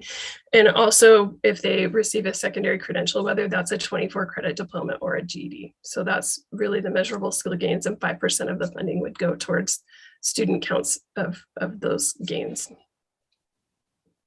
Now, the reason why we're doing this is because currently on the right, that current model, you can see if we implement it the way that it's actually written in the program or the policies and procedures guide right now, there are a couple of programs that would be significantly harmed by this, and particularly correctional programs. So we're really concerned about that, and some superintendents and program directors from correctional programs have been in touch with us about that concern.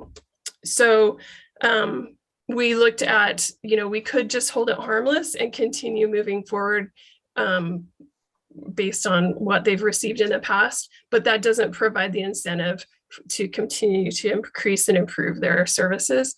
So we're proposing that 90% FY21 measurable skill gain model. That's our proposed model. And you can see that there's still a couple of programs that will have a decrease in funding. And that is because those programs were unable to access students during COVID. And so when we're using last year's data, they didn't have a lot of students because of COVID, right? Correctional programs across the state just locked down, and they didn't allow our teachers to come in and provide services because of COVID. And so that would decrease their funding, but it's within manageable amounts. With that flexibility fund, we could offset some of those losses so that they would still be able to continue an appropriate level of services to their students. And if we saw a normal increase from year to year, like we usually do in the total allocation of the state, they would really be nominal decreases for any of the programs. So but we could use last year's data, which is what we want to do. So thank you very much, Stephanie Patton. We appreciate that presentation. Do you have a follow-up, Board Member Klein? No, sorry. Okay. Oh, and that last slide just shows, according to state code, we are supposed to allocate 15% of the money to corrections, and the proposed formula actually makes it so there's almost 20% that goes to corrections. If we did it with the current formula where those programs were getting hit pretty hard, it would be a 15% allocation still. Thank you. That's helpful. Are there any questions or concerns? If not, I'm ready to entertain a motion. I'll make the motion. Thank you, Board Member Klein. I move that the committee continues and approves R277-733 draft 1 on first reading and forward to the board for continuation and approval on second and final reading. Thank you. We have a motion that the committee continues and approves R277-733 draft 1 on first reading and forward to the board for continuation and approval on second and final reading. Is there any discussion to the motion? Seeing none, let's vote.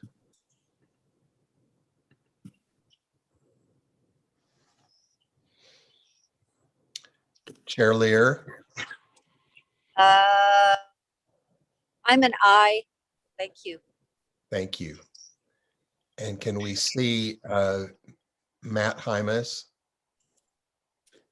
I took it down. It was a yes. It is a yes. It was up there. I thought you had it, Randy. I'm sorry. Oh, no problem. I just can't see very much on the screen. So I appreciate that. That is unanimous. The motion passes unanimously. Now, shall we go back? Is Jeffrey here with us now? Not yet. If we could move through the last two rules and just move to R277-801 and 916 or 15, I can't remember which one it is. And then we'll come back to 622 if that's okay. He's just supporting the standards committee right now. Terrific. So 801, Ben Rasmussen. Yeah, thank you, Chair. So this is R277-801 is the rule that talks about services for students that are deaf, hard of hearing, blind, visually impaired, and deaf blind. This is up for its 5-year review. And so we've reviewed this. We've included a few technical corrections. The major change that you'll see throughout the rule is that USDB is going to propose that LEA, that we change the threshold for the larger LEAs to have to serve these students, as opposed to when they can contract with USDB to provide those services. The current threshold is 3%, and the rule throughout, you'll see that we've added language that would change that to 5%. I believe Superintendent Coleman is with us and can answer any questions you might have about this or about any of the other technical changes we've made here. And that's what we're proposing on 801. Welcome, Superintendent Coleman. Do you have any overall statements you'd like to make? No, not really. It just depends on what questions you might have. The change from the board. Seeing no questions. You have hands from Member Lear and Member Klein.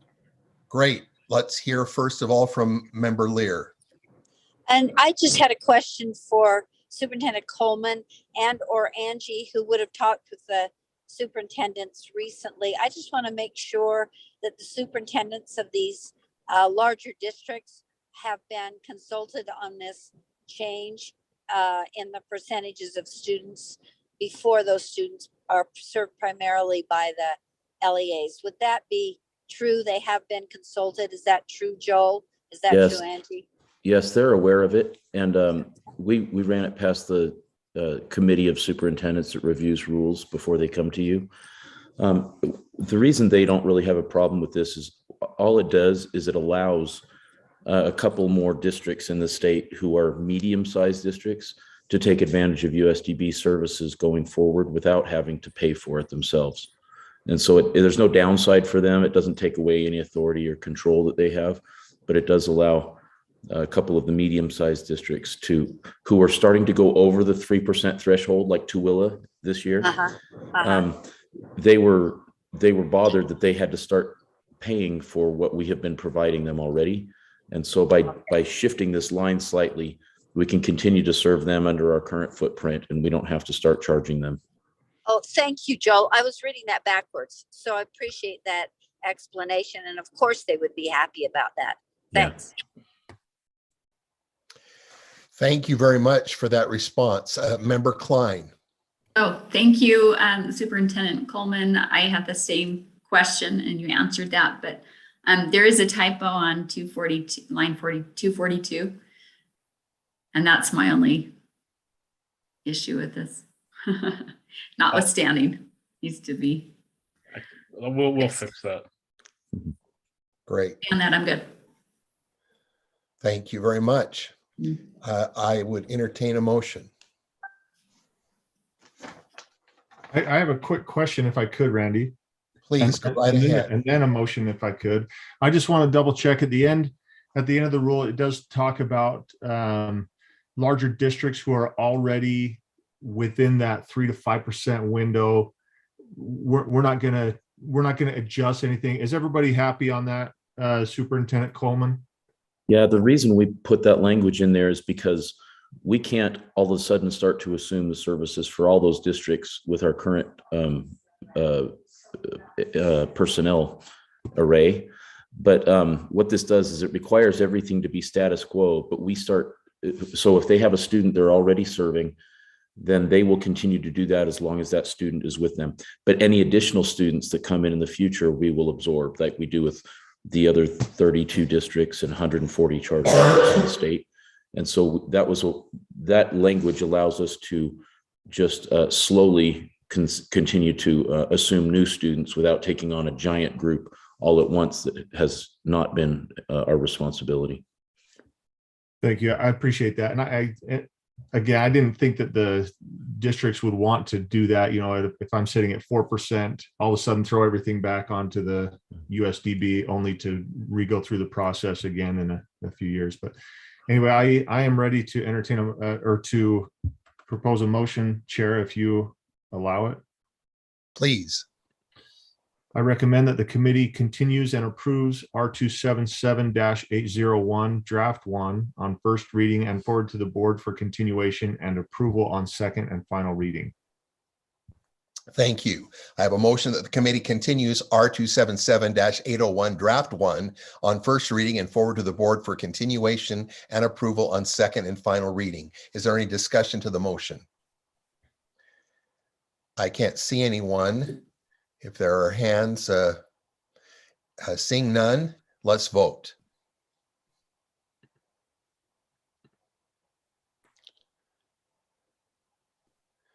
Can someone report to me what they see? It's unanimous. Unanimous. Thank you very much. That motion passes. We appreciate that. Let's move on to, and thanks to those of you who joined us for that important item. Let's move on to R277-916. Ben Rasmussen. Okay, this rule is also up for its 5-year review. This is for the funds for the college and career awareness course. And so we have had staff review this. They have proposed a few changes, specifically in addition to technical edits, they've added some clarification on what the funds for this course can be used for. And I believe they also had a few changes to the program requirements. I believe Talia Longhurst and Ashley Higgs are the staff that can answer any questions you have about this program specifically. Are there any questions from board members?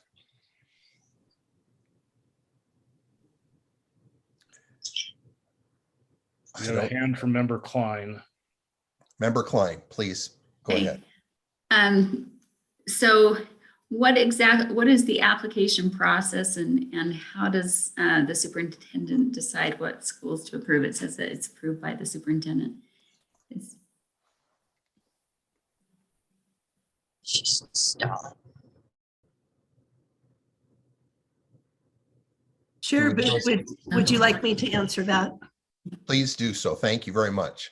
You bet. Talia Longhurst, Director of Career and Technical Education. And actually, by way of answering that, I'm going to turn it over to Ashley Higgs, who is our specialist over this particular program area. If there is a minimal application and specific requirements that they must meet in order to qualify for funding. So Ashley. Please proceed, Ashley. Hi, I'm Ashley Higgs. I'm a CTE specialist that oversees college and career awareness. The application process is basically a meeting with myself as well as the CCA team for the school that is seeking funds. This would include the CCA teacher or teachers, administrators, counselors, work-based learning coordinators, if that is applicable in that school or district. And it's basically going over the strands and standards for the course, the funding, what funds can be used for, as well as documentation that is submitted at the end of the year for the course.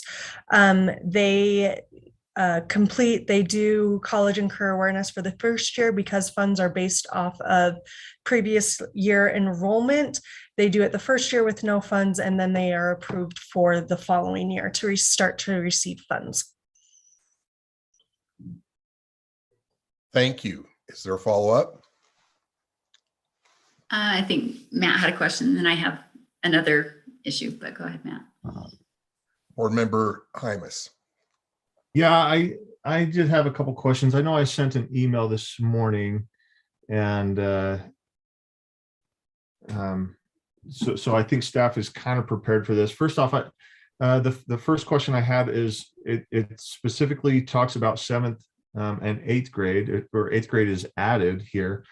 And I'm looking at middle schools with 6th grade, and I'm wondering if we can get some verbiage in there that doesn't exclude 6th graders in a middle school, something along the lines of students in a secondary setting.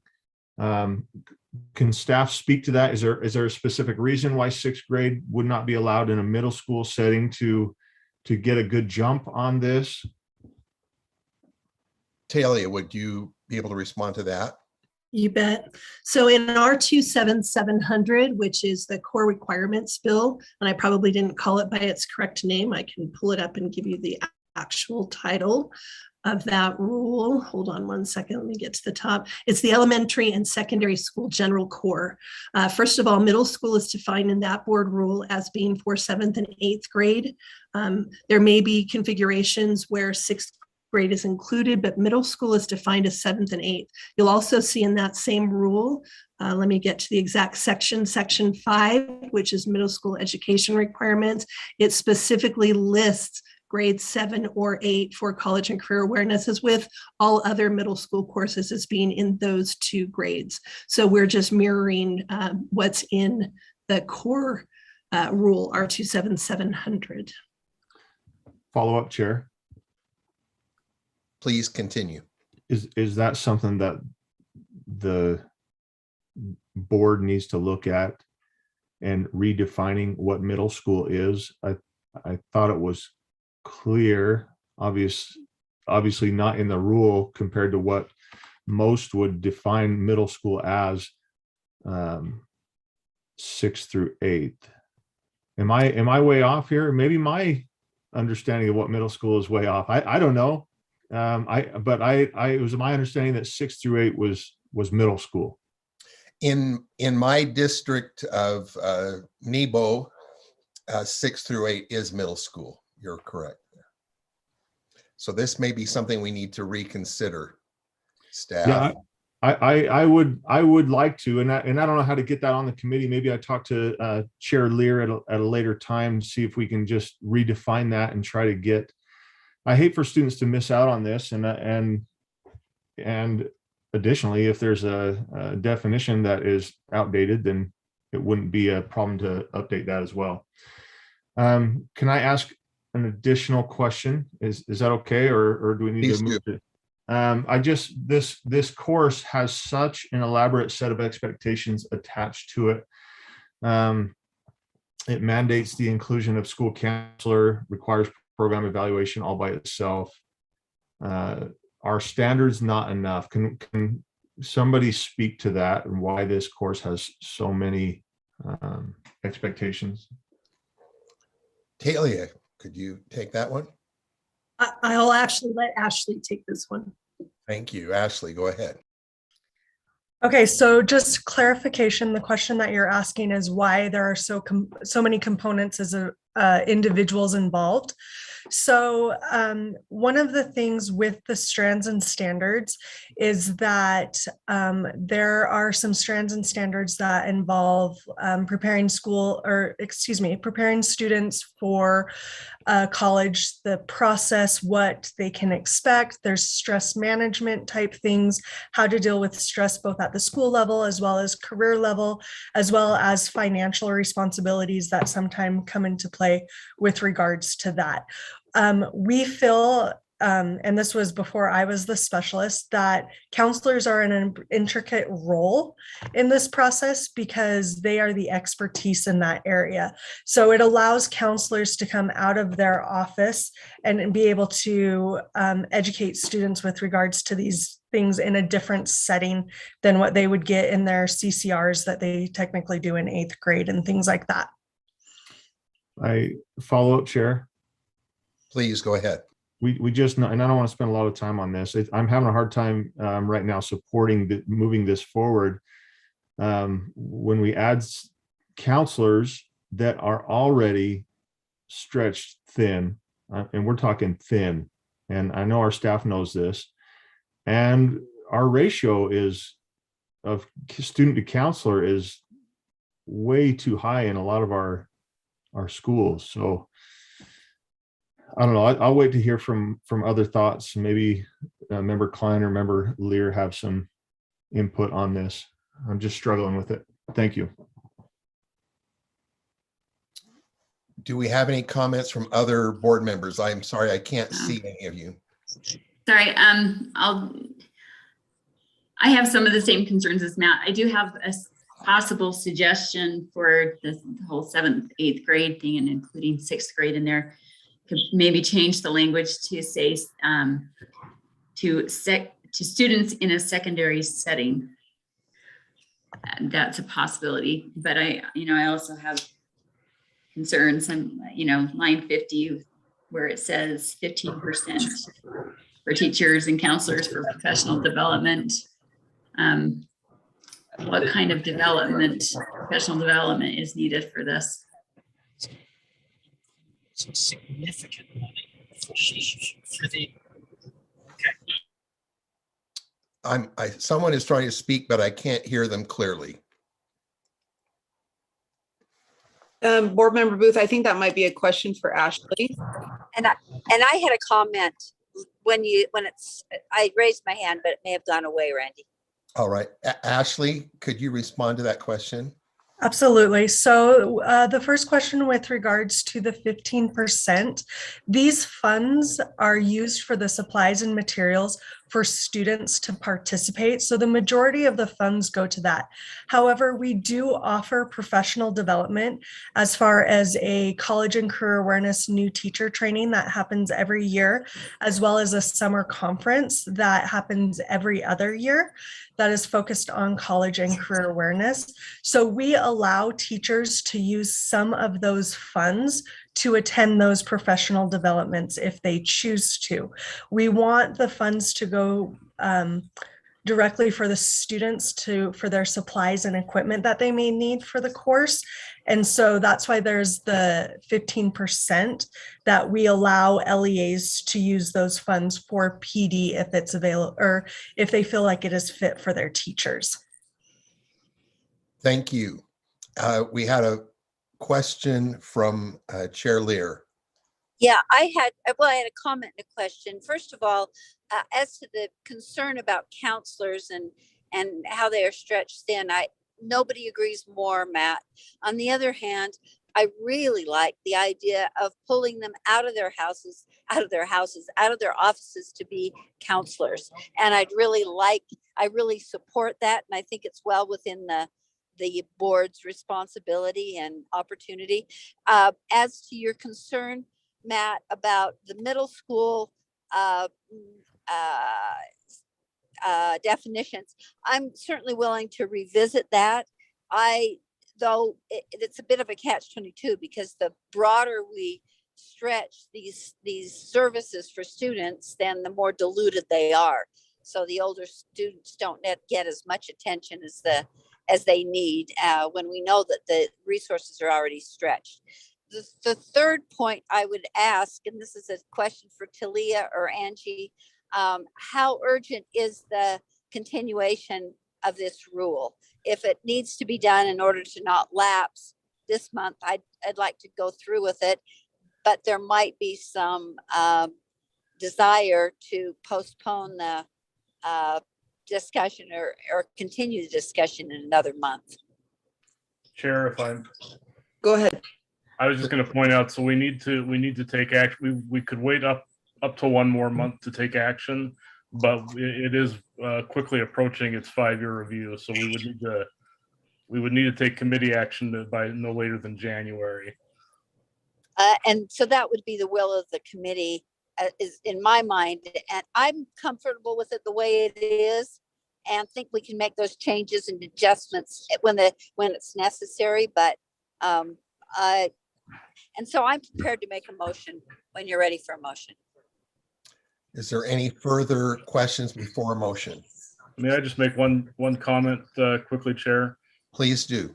Just to member Hymas's concern, I was just going to add that this isn't a new requirement to have the counselors involved. I did check with Ashley, and she said there haven't been really any concerns about that. So this is an ongoing requirement that the LEAs have already been implementing. So it's not something new. Thank you. Thanks. Any other comments? Well, just quickly before we make a motion, I appreciate that, Ben. That's good to know. And then I can support what I'm assuming is going to be Member Lear's motion. If we can look into this middle school thing again, I know we talk about diluting things, but here we are adding 8th grade to it. According to this, 8th is an addition, but I'd rather catch it earlier than later. And my hand gestures, maybe they look backwards to you, but I'll just put those down. All right, thank you. We're ready for a motion. I move that the committee approve R277-916 for continuation and as amended, and recommend to the board for discussion and passage on second and final reading. We have a motion that the committee continue and approve 277-916 draft 1 as amended on first reading and forward to the board for continuation and approval on second and final reading. Is there any discussion to the motion? To clarify, draft 1 hasn't been amended. It's just draft 1. Yeah, thanks, Ben. Thank you very much. As it came out of my mouth, I remembered that. Thank you. If seeing no discussion or need for discussion after that, please vote. The vote is 4-0.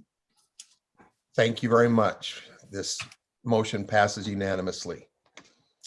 All right, and we now have Jeff back with us.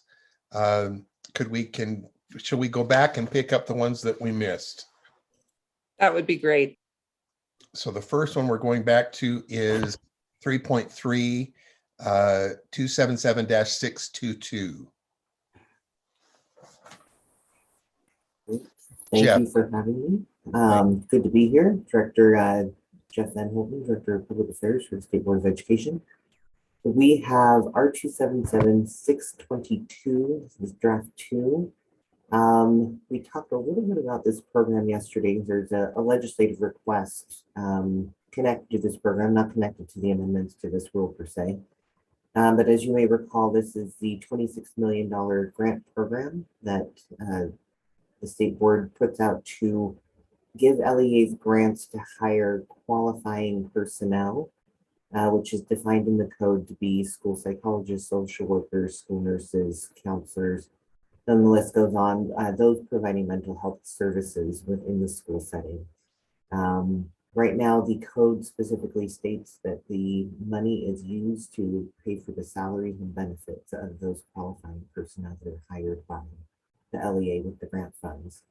We are making a few updates to this rule today to provide some clarity around who can and cannot be hired and the certifications and the licensing required for those individuals.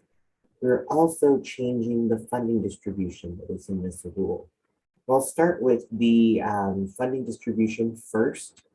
Originally, when this grant program started, I believe potentially 3 years ago, I think it was 2 years ago, we received a lot of feedback when creating this rule that LEAs needed some upfront startup costs to be able to update their systems, to be able to start hiring for new positions that they had not been able to hire for before.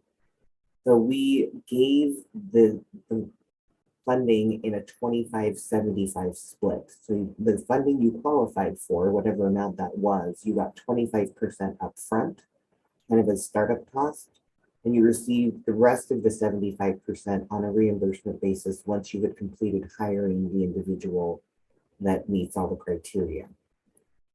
We have now hit a point where the startup cost isn't really necessary. It's actually causing some tracking issues for LEAs and for our staff as well. So we're going to move to a full reimbursement model for the distribution of the money. And so you'll see some edits made to this rule throughout to move the funding distribution to a reimbursement only basis rather than having any of the funding upfront. And most of that because most of these LEAs have been able to hire and they're now using some of these funds to pay for the salaries and benefits and they no longer need to update their systems. Secondly, one of the primary things we're also doing here is clarifying what it means to be licensed. We've received a lot of questions throughout the process of having this grant program as to what kind of a license does and does not count. A good example would be, I am a licensed teacher, and now I would like to be hired to be a mental health provider in the school. Can I be hired by the school or the LEA, even though I don't have any licensing within the mental health arena, even though I have a teacher's license? And we wanted to clarify that when providing the mental health services, those who are being hired need to have a license for the services they are providing, and not just a general license or certification that might be relevant in other areas of the school setting. So you'll see some definitions to tweak and clarify what is meant in code by the license that needs to be required. Those are the two big things that you'll see. A third thing is kind of related to what we discussed yesterday. There is some carry forward money that is left over every year, and we are trying to address two creative ways to spend that money. As you all know, if you don't spend the money the legislature gives you, they eventually take it back.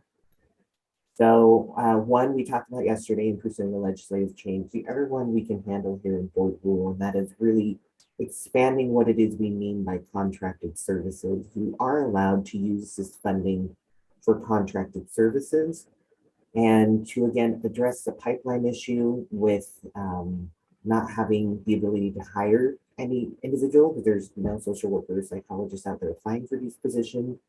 Another thought was if we can expand the use of contracted services to be professional development for the qualifying personnel who have been hired, to increase their capacity so they can continue to provide more services. That's on the other side of the coin, and trying to innovate on how we can scale up the use of these funds and the capacity of these professionals. So those are all of the kind of the overall highlights for what is being changed here in this rule. We have Christy Walker online as well if you have any questions generally about the program, but Vice Chair Booth, I'll pass it back to you and we can use the questions. Thank you. We have a question from Board Member Natalie Klein. You're muted, Natalie. Sorry about that. So I have a question as far as, what kind of license is required to what you were speaking of.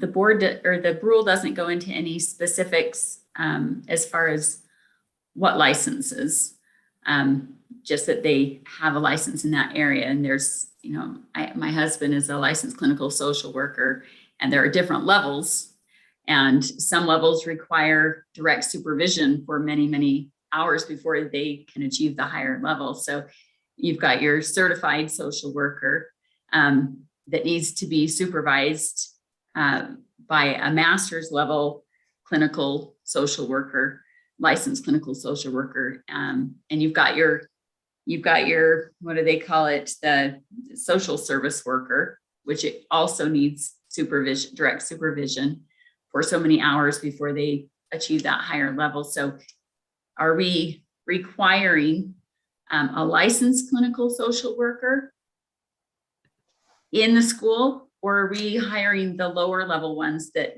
need direct supervision, like somebody in the room with them when they're giving counseling? I can speak to how the rule reads and what the intent is. I wouldn't be able to speak to how it's. You're kind of hard to hear. Oh. Maybe I will. Phone here. Is it better if I hold this up close? Yes, a little. Okay. So, and I'll try and speak louder as well. Thank you. I can speak to what the rule says and the intent, and if Christy wants to also back up or back me up and chime in on how it's playing out and what we're seeing in the school setting. The way that the rule is written with the definition of licensed, and Angie, if you can scroll to that particular definition, the intent here would be any type of license that is offered by these entities for those types of positions. So as you mentioned, social work, it would be any of the licenses offered to a social worker could be hired with these fundings. They would, however, have to comply with the licensing requirements that are in place by those entities. So in the case of the lower tiered social worker licenses, the way this is written, they would still have to adhere to the requirements of being supervised by someone else.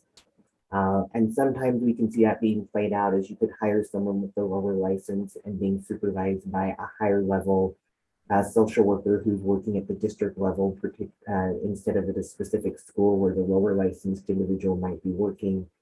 But how that plays out exactly, I would be the wrong person to really spell that out. And Christy might have more details on that. But that's how it's written. Okay, so follow up. I'm just looking directly from Rule 156 60 on Social Worker Licensing Act rule. And it requires direct supervision, which means that clinical licensed social worker, the licensed clinical social worker has to be in the room with. I mean, there can be like a one-way mirror, but so it looks as though there's only a social, the one in the room with the student, but they're actually being directly supervised and observed in their practice until they've earned the 100 hours or the 1,000 hours required for them to move up to that next level and become themselves a licensed clinical social worker. So that's different than having somebody supervise them from the district level and just kind of them reporting back to them. It's supposed to be direct supervision where they're in the room with the social worker and the student. And my other question is there any limitations within the school setting that needs to be put in place versus if they were receiving this counseling, if a student was receiving counseling from this individual in the private sector setting? In that social worker rule, it lists it lists individual, family, and group therapy, crisis intervention, intermediate treatment, long-term treatment. I mean, I think the rule for the school needs to be very clear on where they can go with that. It shouldn't be the full gamut if it's going to be in the school at all. I mean, my personal take is this is outside the scope of school responsibility. Or the mental and health care of our students should, with very few exceptions, should be, our counselors in the schools should be locating the problems or identifying the problem areas and then referring to the private sector through parents and making recommendations that way if a student actually needs help. Carol Lear, you have a comment?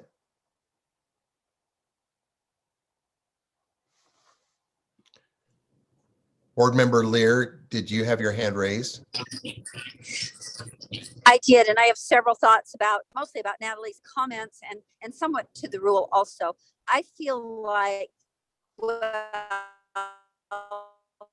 I believe, and Jeff or Angie can correct me if I'm mistaken, but we're writing this rule because we were told to by the legislature and to create some appropriate terms and procedures. So we're responding to what the legislature has told us to do in creating this rule. Secondly, I am a believer in local control, and I think it's up to the LEAs to decide if their employees meet the licensing standard. We can't micromanage in every LEA, 180 plus of them, if they're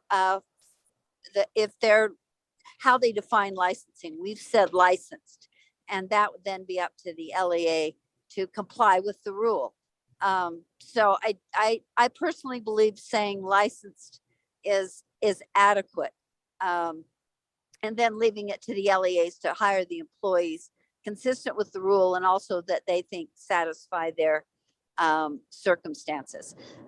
So those are my feelings about that. I just wanted to make sure also, Jeff, because I can't see the whole rule now where I am, that we cleaned up the qualifying personnel language so that every phrase says qualifying personnel that's consistent with the statute. Is that true? It's correct, yes. Okay, great. Then I feel good about the rule the way it's written, and I'm comfortable leaving the discretion of interpreting licensing to LEAs. Thank you, Chair Lear. Angie Stallings. Thank you, Chair. I just wanted to mention, Board Member Klein, that I believe the rule that you were reading from is a DOPL rule. It's the, and I believe it's the Division of Occupational Professional Licensing. Yes. Just wanted to let you know that that rule doesn't govern the board's license, but those who qualify for this grant can be licensed by DOPL, or they can be licensed by the board. But I just wanted to clarify that rule doesn't apply necessarily to, or it doesn't necessarily supersede or overstep, nor are we beholden to that as far as our licensing goes. And then I just wanted to also mention, Board Member Booth, that I think Tiana McCall, who's also in the room, would like to address some of the questions or comments that Board Member Klein made, if that's appropriate. Yes. Can I ask excellent. one more quick question that you can maybe clarify when you answer? So are we saying that the board is now engaging in licensing mental health care providers? So we do have a school social work license that is R277-406. And there are R277 what? 306. And I'll put a link to it in the chat, Board Member Klein. Okay, it also governs the licensure of a couple of other individuals. So you may want to take a look at that. Thank you. And now could we have the staff member answer the questions? Yeah. Hi, I'm Tiana McCall. I am the school social worker / school-based mental health specialist with the Safe and Healthy Schools team. Board Member Klein, I really appreciate your comments about supervision. I think supervision is super important in the field of mental health practice. I did want to clarify a little bit though about the role of the supervisor in the relationship. The way that I understand it and the way that we practice social work is that the supervision doesn't have to be like watching the person doing the therapy. It can be the reporting back and giving guidance along the way. So I think the district personnel supervising somebody on the day-to-day work, checking in with them weekly is sufficient according to DOPL's understanding of supervision. So I just wanted to speak on that, that they don't have to observe every single interaction. Direct supervision? Yeah. Versus supervision, because it says direct. So direct supervision is somebody who is monitoring the practice of the mental health provider, but isn't necessarily having to watch every single interaction. And it does vary, like a social service worker can do different things in their license, like you mentioned, than a CSW or an LCSW, but somebody doesn't have to watch every interaction that they have with a client if they aren't fully licensed. They just have to make sure that they're practicing under somebody who is fully licensed.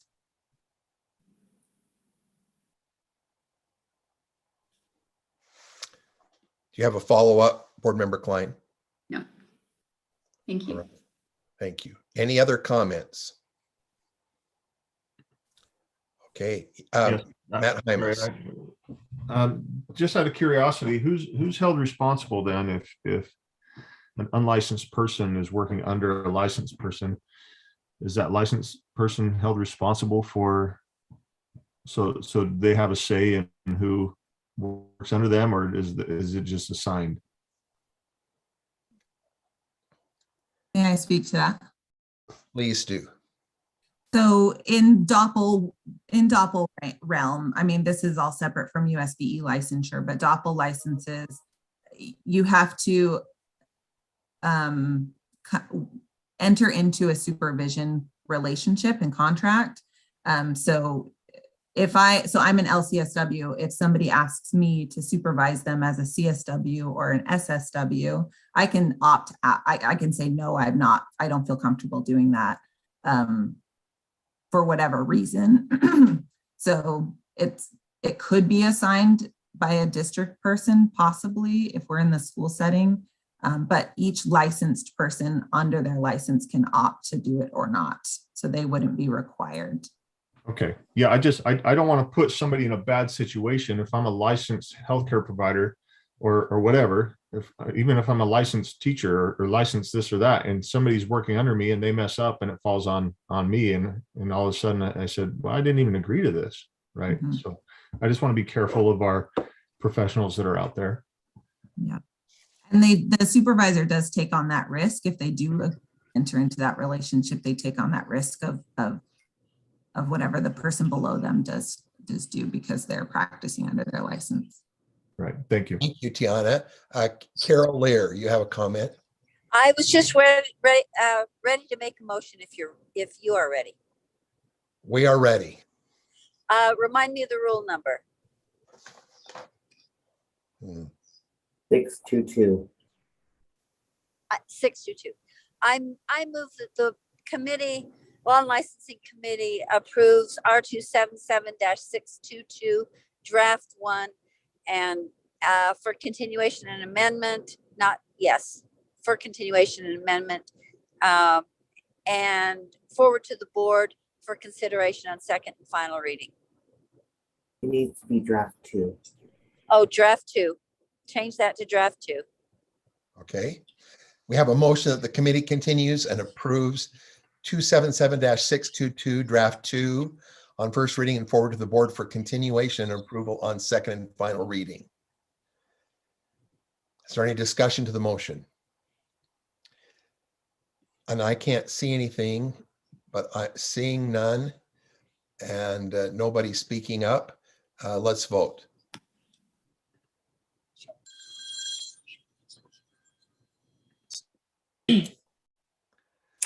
Board Member Klein is a nay and the other 3 are yay.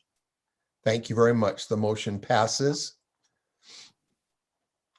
All right.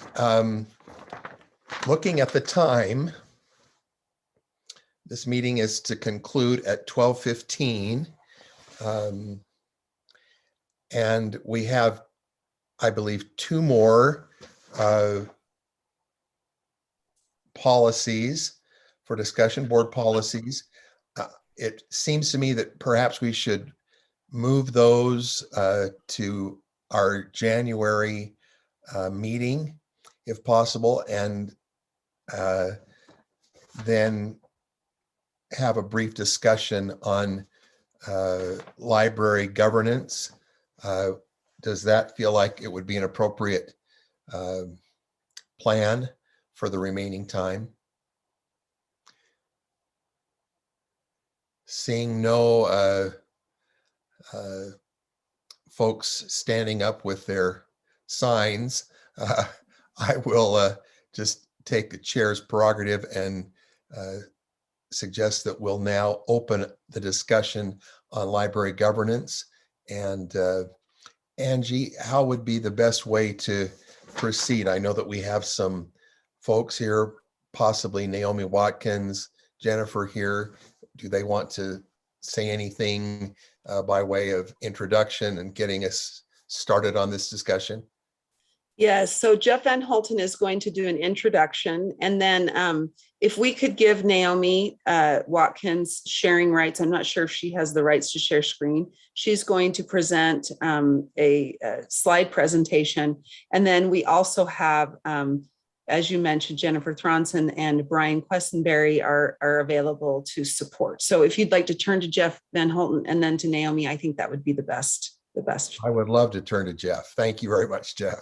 You're very kind. Thank you, Board Member Booth. Happy to be here for this item as well. I just wanted to do a quick introduction to Naomi, and wears many hats at USBE, including libraries. It is not the only hat she wears. But I did want to orient the board members to the discussion that we're having today. Today's item is a discussion item. We're not looking to dive into discussions about the content of any particular book or novel. This is really a discussion about how libraries select their materials and the best practices and the policies that would be recommended for libraries to consider, which Naomi will cover.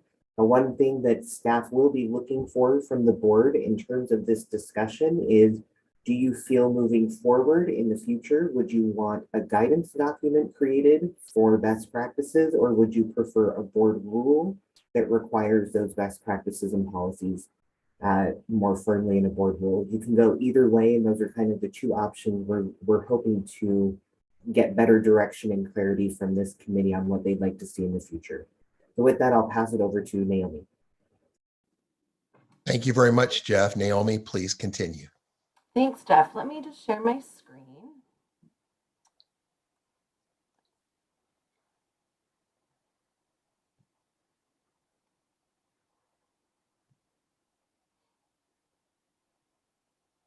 Is it not allowing you to? No, it's just not, of course, popping up the one that I want, you know how that goes. Yes. So hold on, sorry. I know we're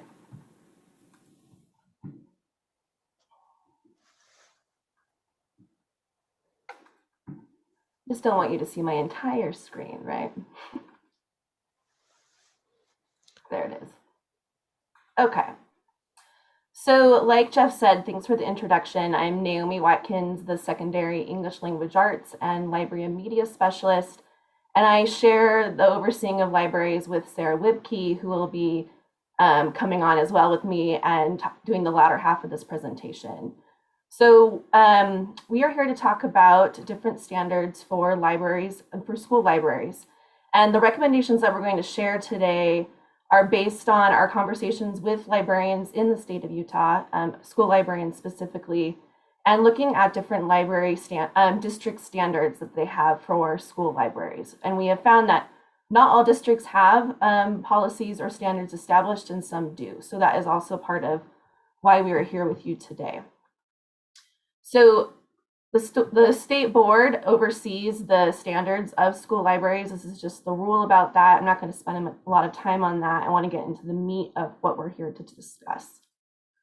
So quickly, to talk about why standards for school libraries are so important for LEAs. As we all know, we live in a democratic society, and as individuals of a democracy, we want citizens and people to be sufficiently knowledgeable to make informed decisions. And libraries are a space where there is free access to that information, right? It isn't, you can check out any book for free and don't have to rely on your own means to get information. So those libraries serve as a place for the wide selection of materials from varying points of view, and again, widely and freely available. We also have to keep in mind that libraries are a great place and an important space for upholding First Amendment rights, and that transparent current policies help ensure that that First Amendment rights are broadly applied to everybody. So in 1969, the US Supreme Court had a ruling in the Tinker case that students and teachers do not shed their constitutional rights when they go to school, that they still have right to freedom of speech and expression once they go to school. And we also know that parents and guardians have the right to guide the reading, viewing, and listening of their children, but they also must give those same rights to other parents and guardians. So it can be rather complicated. So when we're looking at different standards for school libraries, there's two main areas: having policies and standards about the materials that are selected for school libraries, and then also how do you maintain a library, right? Making sure that the materials are up to date, looking at what is checked out, and eliminating what might need to go based on those standards. Obviously, because space is also a premium in a school library, and only so many things can be on the shelves. And then there also are standards for reconsidering materials, which we are seeing that some districts have these policies and some do not. So I'm going to talk a little bit about some big picture elements that we see in the standards for school libraries, and then talk a little bit about the selection of materials. So big picture elements that we see included in standards for school libraries include a statement supporting intellectual and academic freedom, referencing the First Amendment from the US Constitution, the Library Bill of Rights, which talks about people having the freedom to read what they would like to read. It can also include an explanation of the importance of exposing students to a wide variety of materials and information. And a lot of times, these standards also include a library mission and/or vision statement that defines the library's purpose, describes who the library serves, and provides guidance for all of the efforts of the library, not just the selection or reconsideration policies. So when it comes to standards for selecting materials and for maintaining the collection, the library professional is always encouraged to seek input from a variety of different places. A lot of schools only have one librarian, if they have a librarian. And so it's important for that individual who is creating the collection to look at how the collection supports instruction, how it supports literacy, and also students' recreational reading. Material selection policies generally mandate that the library professionals seek input from teachers, other professional staff, students, and reputable professionally prepared aides. They'll also include standards of criteria for selection, provide guidelines for considerations of gifts and contributions from students or from the community. And then it also establishes a process by which individuals may share their concerns about library resources in either an informal discussion with the librarian, just like coming in and saying, I'm concerned about this, I would like my child to read another book, or if their concerns are unresolved with the librarian, to invoke a more formal reconsideration process. And then it also includes standards for collection, maintenance, and removal. So I'm going to hand it off to Sarah Wibke to talk about these reconsideration standards. Thank you, Sarah Wibke, pre through 12 literacy and library media coordinator that I get to share with Naomi. So I'm going to share a little bit about some recommendations for the process for reconsideration, which obviously should absolutely include a process for formal complaints that any parent or guardian or employee or student of the school might express some concern through a formal process or reconsideration of any library resource. The question items should remain in circulation during that entire process, and then the formal complaints must be made in writing, and an LEA should consider having a possible form. So there are some example forms that could be used, but there should be some process for that could include a form. And then it also may include a process for notifying the school community. Again, these were things that were brought forth between and vetted with librarians throughout our state. If we could go to the next slide, please. Thank you. In addition, for those who file a formal complaint, we would want them to read the entire work and make sure that they identify themselves both by name and address and their interest in the material, such as a parent, a student, that kind of thing. We would want specificity about reasons for complaints, and that it does not result in disciplining the educator or the librarian in that space, noting that, like Naomi was stating, a lot of our schools have librarians, but not all of them do. Sometimes it is a paraprofessional in that space. We would also want a consideration to be a process for handling appeals, and then that the process needs to be completed in its entirety. And then if we move to the next slide, it kind of shows a little example of the reconsideration committee and who would be included. The superintendent or their designee could work in collaboration with the director of school library services or an equivalent based on who is available at their LEA to select a committee comprised of the group of people that you are seeing on the slide.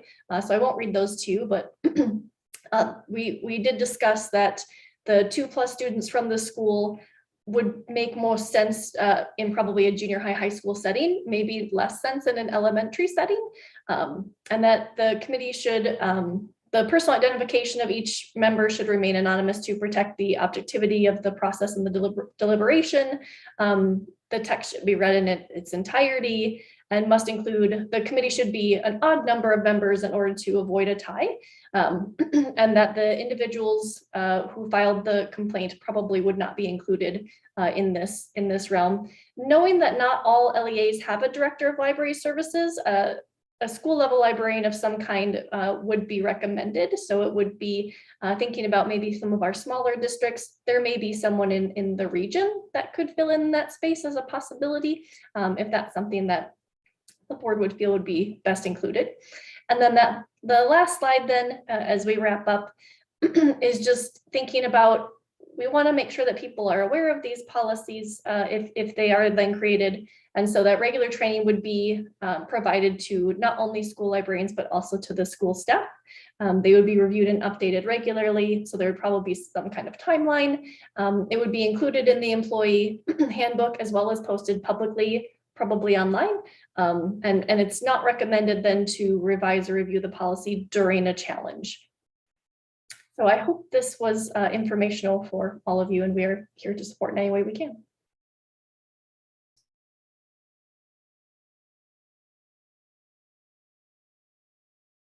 Board Member Booth, I think you're still muted. Thank you. Are there any questions or comments from board members? And Natalie? Yeah, so thank you for putting that together and trying to address this issue in a way that is considerate of librarians. My concern is for the parents and the children, and that once exposed to this kind of graphic sexual material, a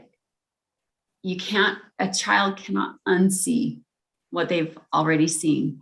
And if our schools are truly about trauma-informed care and creating safe and healthy schools and socially and emotionally and mentally healthy children, we need more guardrails at the top of the cliff, not more ambulances at the bottom. And, you know, there's the argument that parents can choose what literature they want their children to read, but they cannot choose it for others. Well, in this situation, we have people who are not the parents choosing what all kids can be exposed to or potentially be exposed to by the books they choose and select to put in their libraries. So is it the parents that get to choose what goes in the library, or is it the librarians that get to pre-select what goes in the library? I would argue that we need to have protections on the front end, that there needs to be review committees that comprise a majority of parents, since these are their children, to review books before they ever get put on the shelf, and that we need a strong rubric put in place that the public agrees to, as far as one that is focused on the protection of children's innocence. First Amendment rights are not absolute for children. We have all kinds of laws that protect children because their brains are developing. And if they're exposed to things at a young age when their brains are still developing, it can cause irreparable harm going forward. We need to take precautions up front. I have personal experience with this. I've seen what the damage that can be done to a child exposed at a very young age and how that affects them throughout their lifespan, in being able to have healthy connections and healthy relationships with later on with marriages and other issues. It hijacks the brain when these kids see these obscene pornographic content, and it makes it so that becomes the most important thing for them. They become addicted, and it doesn't matter, you know, who suffers as a result, because even if they love others, they will choose that addiction first. And if we truly want a safe and civil society and kids that can function as adults, this needs to be stopped. And this is a line in the sand that cannot be crossed. And library Bill of Rights is not a binding law. It's what the library set up so that they could have control over the content instead of parents having control over that content. So I don't believe that has any bearing in this discussion. We have laws in Utah against obscenity and distribution of porn. And this isn't about LGBT. It's not about Black students. This is about material harmful to minors that is well defined in our statute. And I was going to say, I'd be happy to read that to you. I would not be happy to read that to you. I can barely read it myself. It is just reading that is really hard because it is graphic, and that's important that it goes into that detail in our state code, because that's the rubric, right, that we need. If it violates any of those very specific and graphic details in that definition, then it should never be in our schools. And it's not something that should be up for a review process.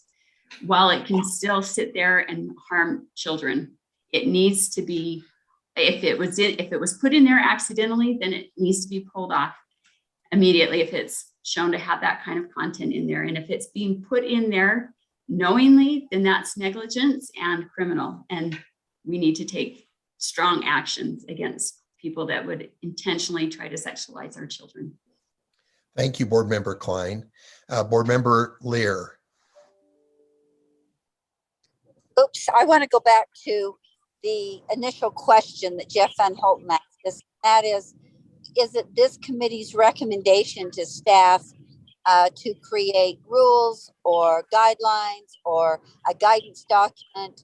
And I guess given the, and not I guess, but my opinion is given the direction in the code that the board set minimum standards for media materials, and I can't remember exactly how it reads, but I think we have some responsibility to set some to set minimum standards, which would be a rule, because we can't govern by best practices. We can't do our job by best practices. So that's one of the things I think we need to, as hard as this is going to be, and as controversial, I think we need to set some, the board needs to set some minimum standards. I think there are some other elements of this that keep getting glossed over. There are some constitutional standards that I think the board needs to be very clear about as it sets those minimum standards. And if LEAs choose to read certain constitutional standards with more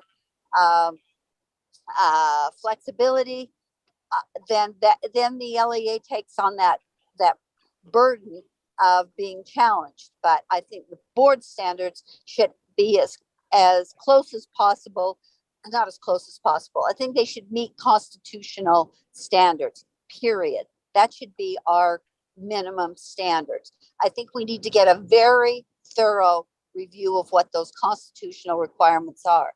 I think it's interesting that a number of the speakers today and Member Klein have said it's very clear what's inappropriate. It's very clear what is pornography. It is not, in my mind. And I've been a lawyer for 40 plus years, and the Supreme Court, the US Supreme Court, has wrestled with this for many decades. So it's not crystal clear legally. It's not even crystal clear morally. For me, I am much more concerned as a parent, as a grandparent, with violence and guns. And I would personally like to see guns that actually kill students, don't just hurt their minds. I would like books about guns to be considered just as carefully by a review committee as our sexual materials. So I think that it's not crystal clear what poisonous or offensive materials are. But to kind of get back to the main point, I think that the board needs to take on the responsibility of setting minimum standards, and then and those standards should include telling the LEAs to have a policy to make sure that their committees that review materials are enlightened by the constitutional standards, and because it is state dollars if any LEA is challenged in either direction. And then I also think those minimum standards need to include some public meetings for the LEAs to allow their parents and their communities to weigh in. Not just parents, but also school employees, many of whom are also parents and grandparents in their own communities. So that's the direction I'd like to go. And think more broadly, in my view, beyond what is sexual. That's not the only evil in the world, or even in our country. It's also violence, and it has to do with weapons. And I think those things can be, must be considered as poisonous materials just as readily as sexual material. Thank you, Chair Lear. Member Hymas. Yeah, thank you. I want to agree with Carol and say, yeah, I think a board rule would be necessary or more appropriate here. We do have a responsibility to parents and to students. I think we should look at, and I don't think that this has ever been just about sexual content. I've had various books brought to me on different and various topics, and so I do think there is something to be looked at, and we have had many concerns and many different viewpoints on both sides and in the middle. If I'm honest with you, the whole spectrum has been filled here, and to ignore it and say we're just gonna honor First Amendment rights and say that just opens it up to anything and everything, I don't think that's wise for our children. We're not helping them. And so I would like to see some more action on this in the form of board rule, however that gets started. Thank you, Board Member Hymas. Are there other comments, or is there other discussion on the part of board members or staff who are sitting in on this? I think it's very clear that we need to act, and we need to act quickly but thoughtfully. We don't want to react to this moment. This particular moment is pointing out to us that there is disparity across the state in terms of different levels of preparation to deal with this part of our educational mission. If there are certain LEAs or charters who do not have policies and procedures in place, this is something that must be done in order to ensure the safety and the educational progression of the students that are in their charge. We certainly are hearing much from concerned parents, and we applaud and appreciate those parents for their concern and for their willingness to dive in and help in finding solutions for the problems and of the challenges that they're facing in their various districts and locations. So I would feel that we need to move forward with our discussions and with the preparation of a policy, which will, a board rule that will clearly outline our stance, as has been indicated by Chair Lear, and that we do this quickly but carefully, because we are talking about your and my children and grandchildren, and our wonderful group of educators, librarians, administrators who are all committed in this important mission of educating Utah's children. And all of us are on the same journey, and we share that responsibility. And as we listen and work together efficiently and carefully, I'm hopeful that we will find clear solutions that will continue to provide the very best that's possible and safeguard our children, whom we cherish, and for whom we're spending a lot of money and a lot of concern and a lot of effort. And I recognize that effort on everyone's part and express appreciation, particularly to those parents who spoke to us today and the thousands of others who have emailed and sent written comments. We are grateful for your input, and we do intend to move forward and clarify and strengthen our positions, our procedures, in order to protect our children. and at every level. Thank you very much for the discussion and for the preparation. Naomi, we appreciate the presentation that was given, and we appreciate all of your input today. Appreciate our staff members who have worked hard and long, and board members for your careful and thorough examination of the rules that we were, policies that we were looking at today and taking action on. Are there any parting comments? Board Member Hymas. Just out of curiosity, do we need to make a motion to direct staff, or is that, Angie, can you speak to that, or is that just something that's going to happen? How does that work going forward? Angie, please. Yes, and you do not need to make a motion that would have to be approved by the board at this point. You are giving direction to staff to bring a rule back. I'm not sure if it'll be January or February, but I did hear both the words quickly and carefully. So we will definitely do our best to bring something back as quickly as possible while being careful at the same time. Because this is listed as a discussion, I think you could make a motion if you wanted, but again, it's just to staff. It wouldn't be something approved by the board, but it's also not necessary. I think the message was, it felt unanimous from all committee members that you would like a board rule to be brought back for your consideration. And so that's what we will work towards doing. Thank you very much. Chair Lear. One last comment. Thank you, Vice Chair Booth, for handling this meeting so well. And I'm sorry that I wasn't there closer to home, and I appreciate that you were patient with my participation. So thanks so much for this discussion, and to all the staff members and the committee members who participated.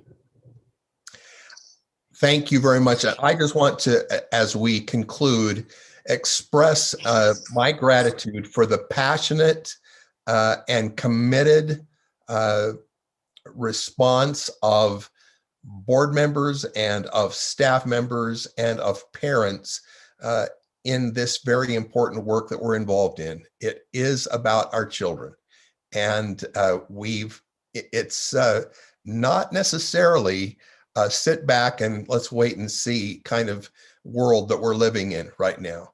We have to aggressively and proactively be involved. Not, sometimes we feel like we're in the middle of a battle, and we are. But luckily at this point, we still have many, many helpers, many concerned individuals from a lot of different perspectives who want the same thing. And what they want is an excellent experience, a safe experience for our children.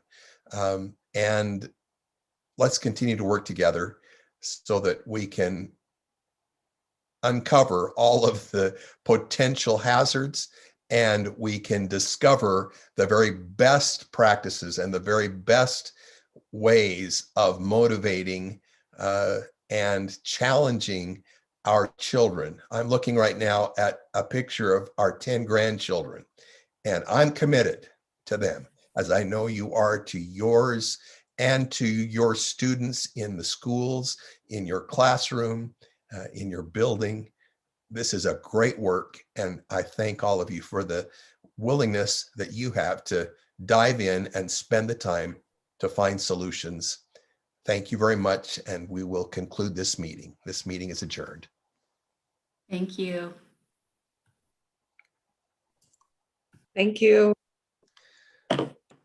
See you soon. Have a great day.